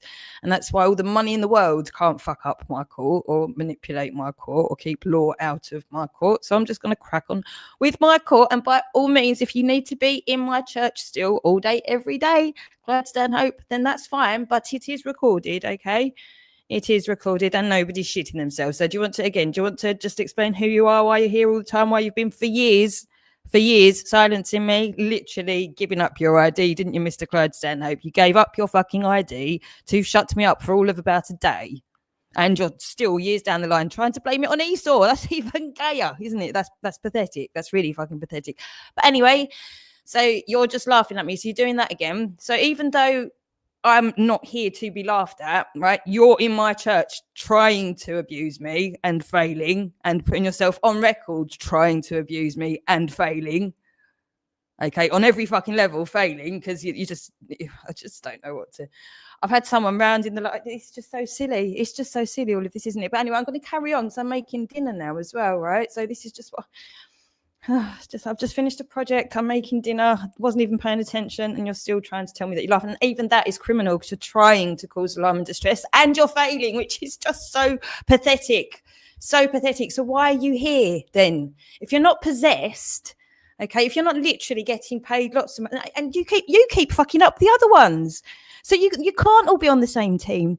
As far as I'm concerned, all that makes sense at this point is what Satan really is, and it's just all the forms of possession and addiction and all of the shame and all of it. And it makes you do really dumbass things, okay? And you all fixate on the same person because that person represents the truth and the good. That's what the problem is. That's what the problem is. And that can be all of your problems rolled into one. So if you're getting bunched in with paedophiles, it's because you're behaving like criminals and like paedophiles because you're all behaving similar toward the people that are trying to do the good things and defend the children and protect the children. So I really don't need to explain it anymore. Like, I've gone over this for fucking years. Okay. Now, like I say, I've got AI, so I'm getting stuff like just done. That's not getting destroyed anymore. I've figured out I can't have stuff being held in YouTube accounts and whatnot. But I mean, all of it makes a great story and a really good legal case, doesn't it? Really, a really good legal case, which is where we're up to now. Because that was just pathetic what Rebecca did yesterday. And then even today, she's done another fucking post crying about it because she can't leave me alone. Because what the fuck? I shouldn't know the silly cunt exists. The silly woman.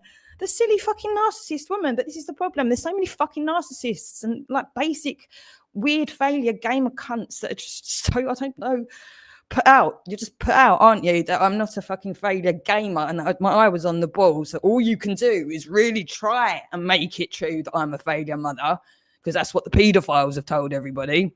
Okay, keep saying it because that'll fucking work. Keep saying it. That'll make it be true one day and then there won't be any repercussions of the fucking slander and the abuse. Silly cunt.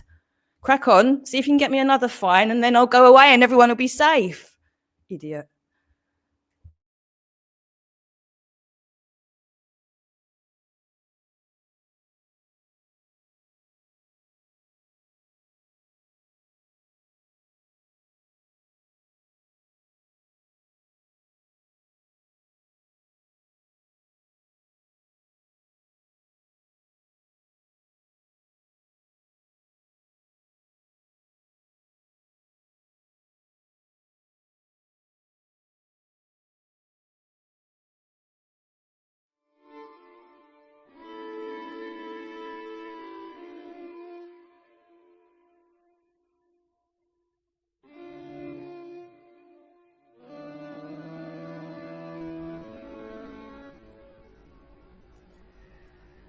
I've just loaded legend up and I can see a real cock up. This game, it is an awful mess. This isn't Laura at her best. Where is my sight grip? Where's the dead? What have they done to Laura's hair?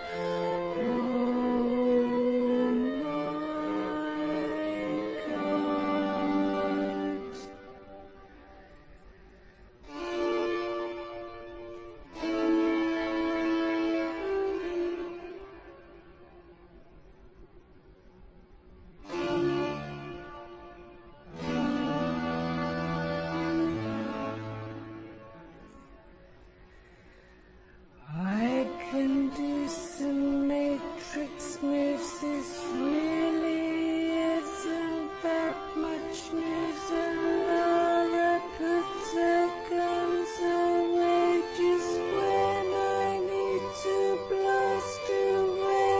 And where's my health packs? Where's my flares? Backpack items are too scarce.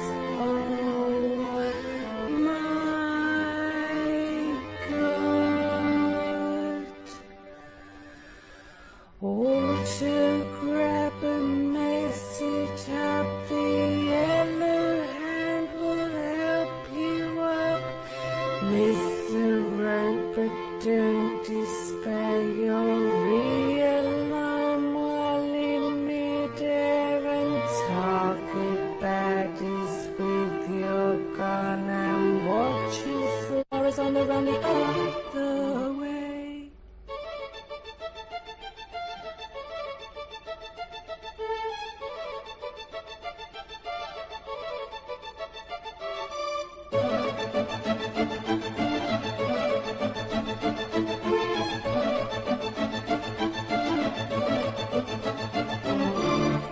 Into the game, I've fallen from the bridge again. Bugger, let me load it up, but what is this? I'm out of luck. The checkpoint was before that part, and really I cannot be asked to play it all again.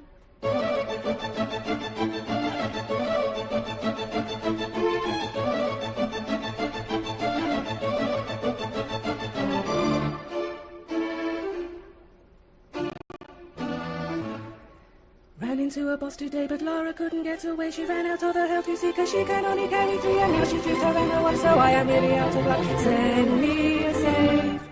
Going back to Venice soon to end this game of doom and gloom. Crystal D, this is a sham. Laura is now Shadow Man. This isn't TR, it's not cricket. I suggest you go and stick it where it hurts.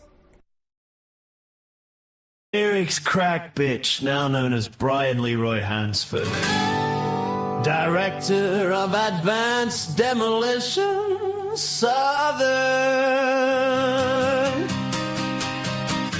I've left you another message on your phone. I've left you another message on your phone. I've left you another message on your phone. I've left you another message on your phone. Soundly's banana cammed as reported again, and you're still not getting any coin. LOL. £5 for each report. 20 for restrictment, 50 for a bid removal, and 100 for a channel. Streamyard has lost access to your Facebook account, but don't worry, we got you covered. Streamyard has lost access to your YouTube account, but don't worry, we got you covered. Oi, cunt! I've left you another message on your phone. Oi, cunt! I've left you another message on your phone. Oi, cunt! I've left you another message on your phone. Reported again, and you're still not getting any coin. LOL. £5 for each report. 20 for a restrictment. 50 for a vid removal, and 100 for a channel. Streamyard has lost access to your Facebook account, but don't worry, we got you covered. Streamyard has lost access to your YouTube account, but don't worry, we got you covered. Oi, cunt! I've left you another message on your phone. Reported again, and you're still not getting any coin. Eric's crack bitch, now known as Brian Leroy Hansford. Director of Advanced Demolition Southern. Blood clots, we're seeing loads of people with unnatural blood clots, like white calamari inside them. The coroners won't talk about it. They just don't seem to want to talk about it. Heart attacks, strokes, cancers. They're not cancers. It's these white clots inside them. And what do you think they are? I think it's a result of COVID vaccines. And it's been well documented by people far cleverer than me. And I've been shouting about it for years. But people just don't seem to want to acknowledge it. Mostly people like the coroners, most doctors, government ministers, they won't talk about it. They don't want to know. I've even been to the police station. They don't want to know. They won't even talk to me about it. And what do these clots look like? I've got some here if you want to see them. Yeah, yeah, go for it. Wow.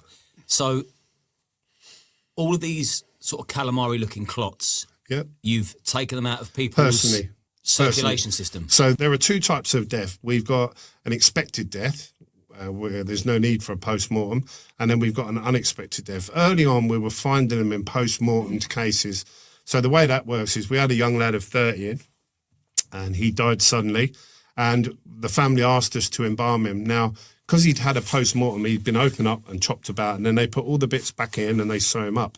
So obviously his circulatory system has been compromised. And when we embalm someone, we use the circulatory system. So the way that works is on a straight case, someone that hasn't had a post-mortem, we call it a straight case, is they make an incision there on the carotid artery, and then we've got an L-shaped nozzle that we pop down the artery, we tie it off with twine, and they pump formaldehyde around the body using that circulatory system, that artery network, and it goes everywhere.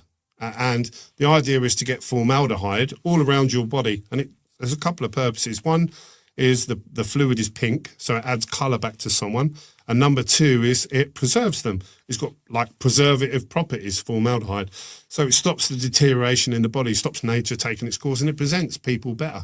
Now, if someone's been chopped about after a post-mortem, clearly you can't do that, because if you picture it, you connect there, it would leak out everywhere where they took all their organs out and put them back in. Because every organ has arteries feeding it and a venous supply, like veins returning. And so this particular young lad, we undid the stitches, we took the organs out, and then you have to manually target all the severed arteries inside the body cavity. And you can see them, and to picture them, it's like cut straws. You know, like you get a McDonald's straw, imagine that cut sitting inside your body in the top of your leg. You can see that's the femoral artery. So you target that, and then you tie the pump to it, you pump fluid down it, and he would move the leg about to get the fluid moving, and you would see his toes go pink as the fluid reached the bottom of the toes. So then you could stop, knowing that the full limb was embalmed, and you go to the next limb. And this lad, when we tried to do this, his femoral artery was blocked. So my embalmer, and he's BIE certified, he's done 24 years, I think now, got the tweezers and pulled this obstruction out to be able to get the pump in. And he's pulled and pulled and pulled, and he's pulled out a clot the entire length of this guy's leg.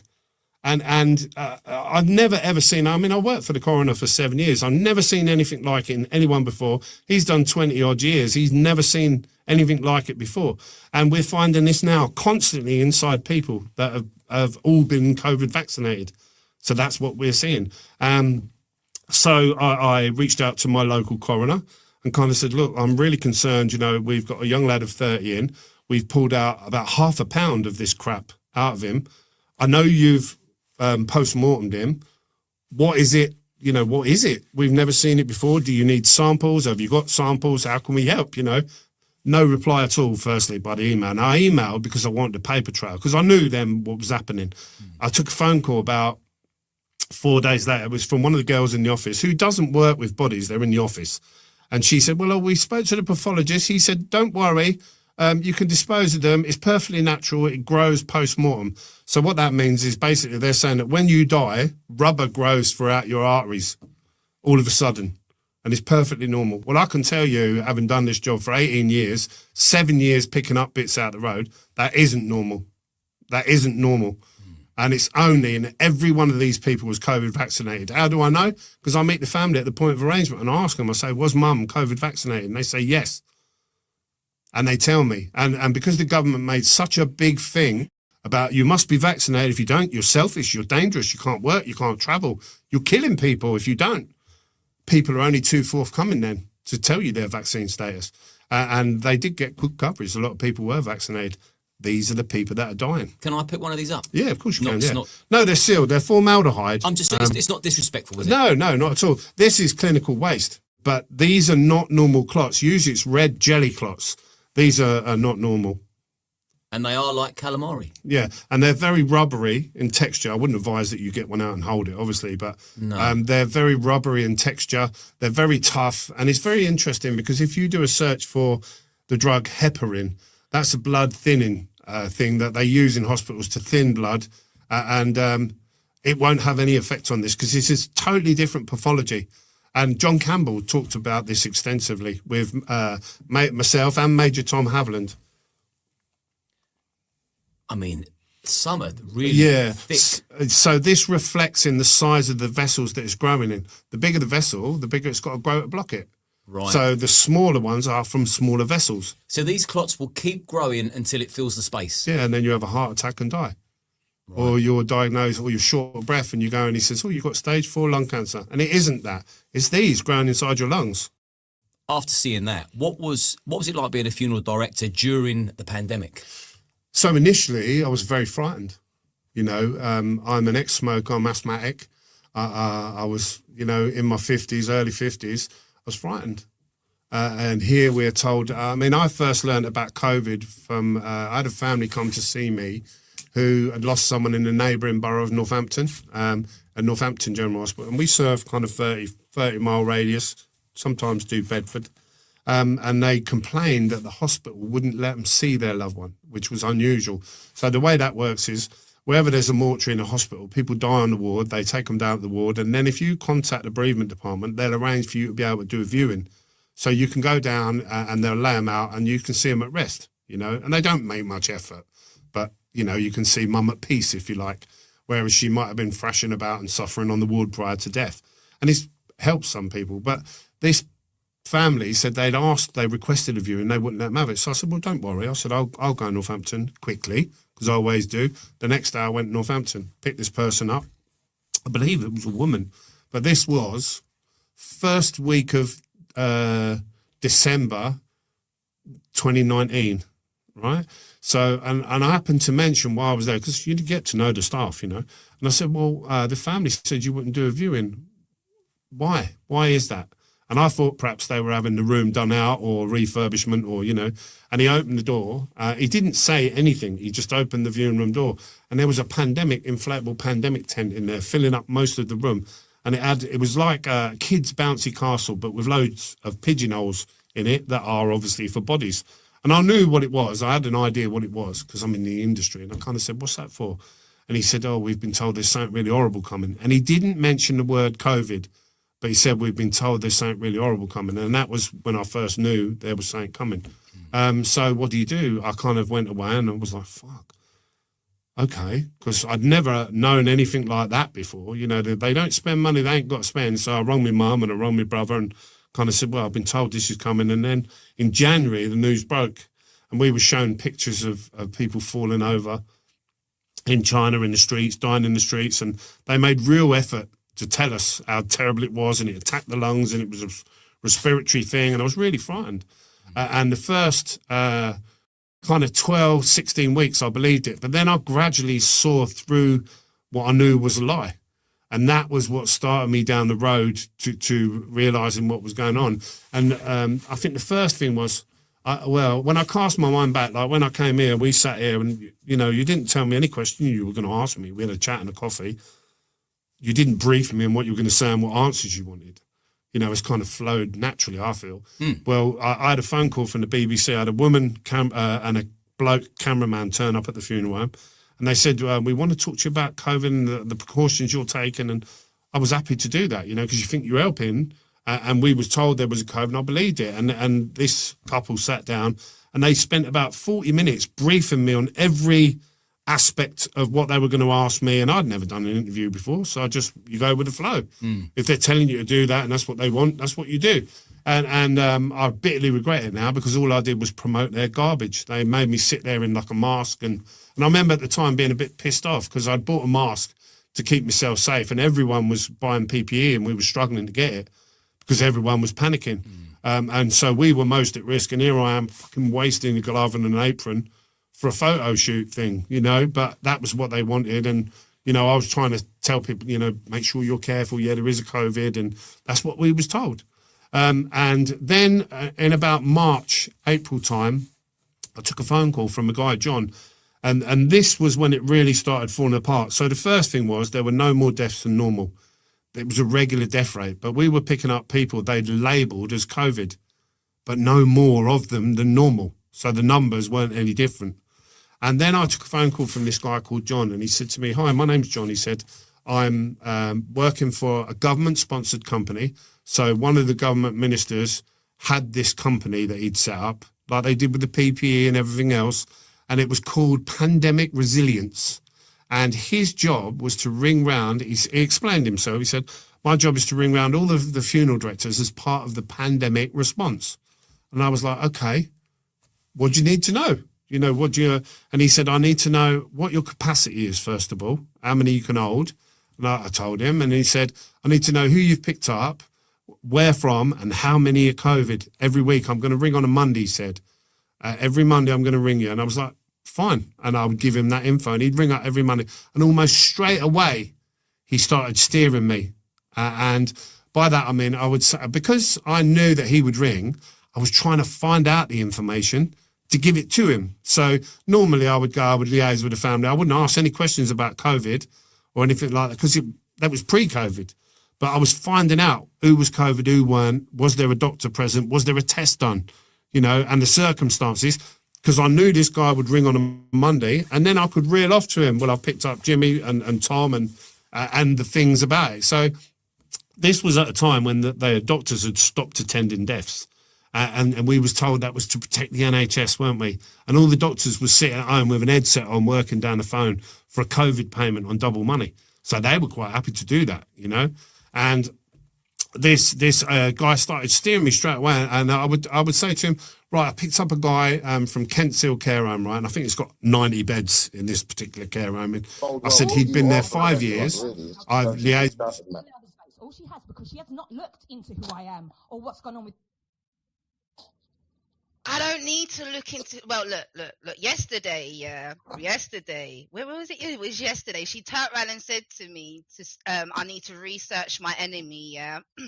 So I researched my enemy, and the first thing that came up was her dead dad.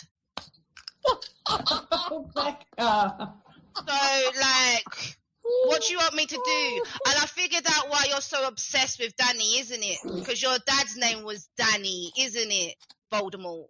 That's why you're obsessed with Danny. You got this weird obsession, like it's weird. But anyway, I didn't know that.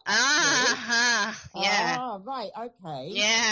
Yeah. But let me keep the smoke for later. They also make shoes of the skin of the baby's skin. They've got special tools. They Pandemic response. in the skin. And I was like, okay, Baby skin, and then what do you need to know? You know, what do you? And he said, I need to know what your capacity is first of all, how many you can hold.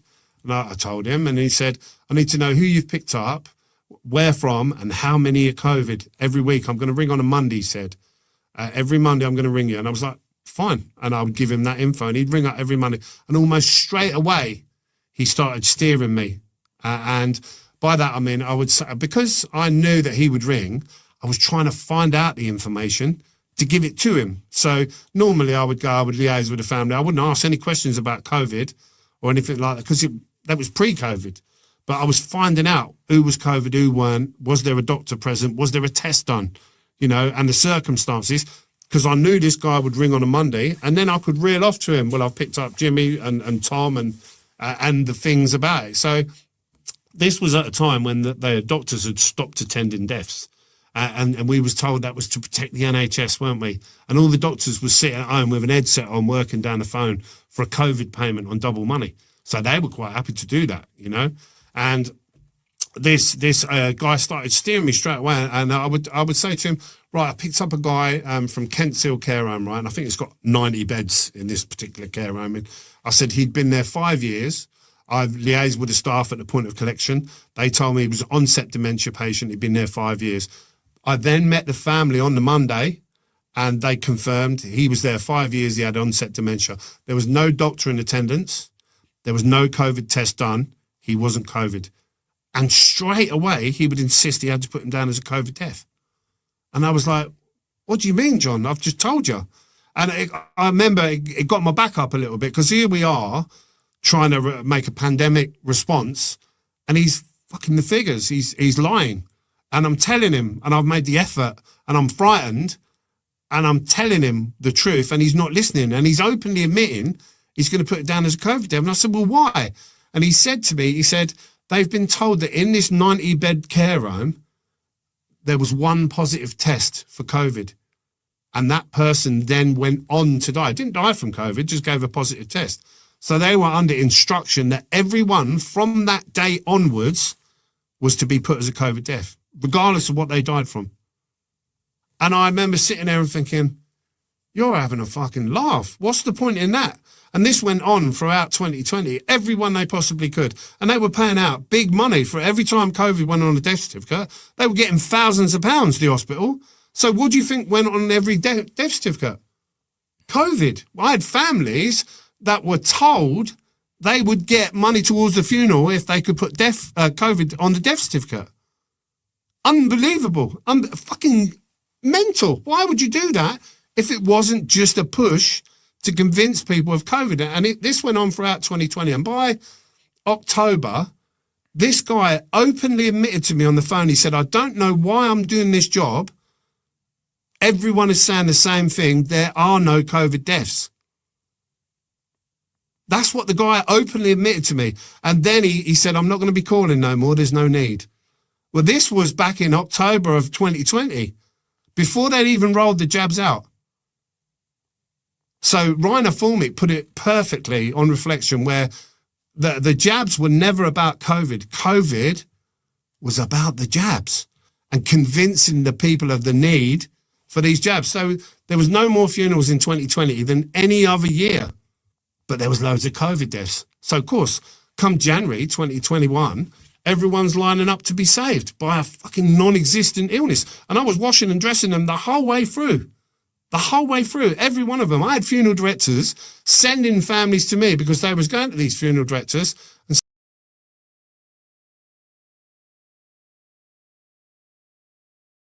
is it wrong, in the year 2020, for a parent to feel that they are solely responsible for their children's upbringing, education, and medication? Is it wrong, in this day and age, for a parent to believe they have the right to know exactly what laws and guidelines surround their children, whether they're in school or out?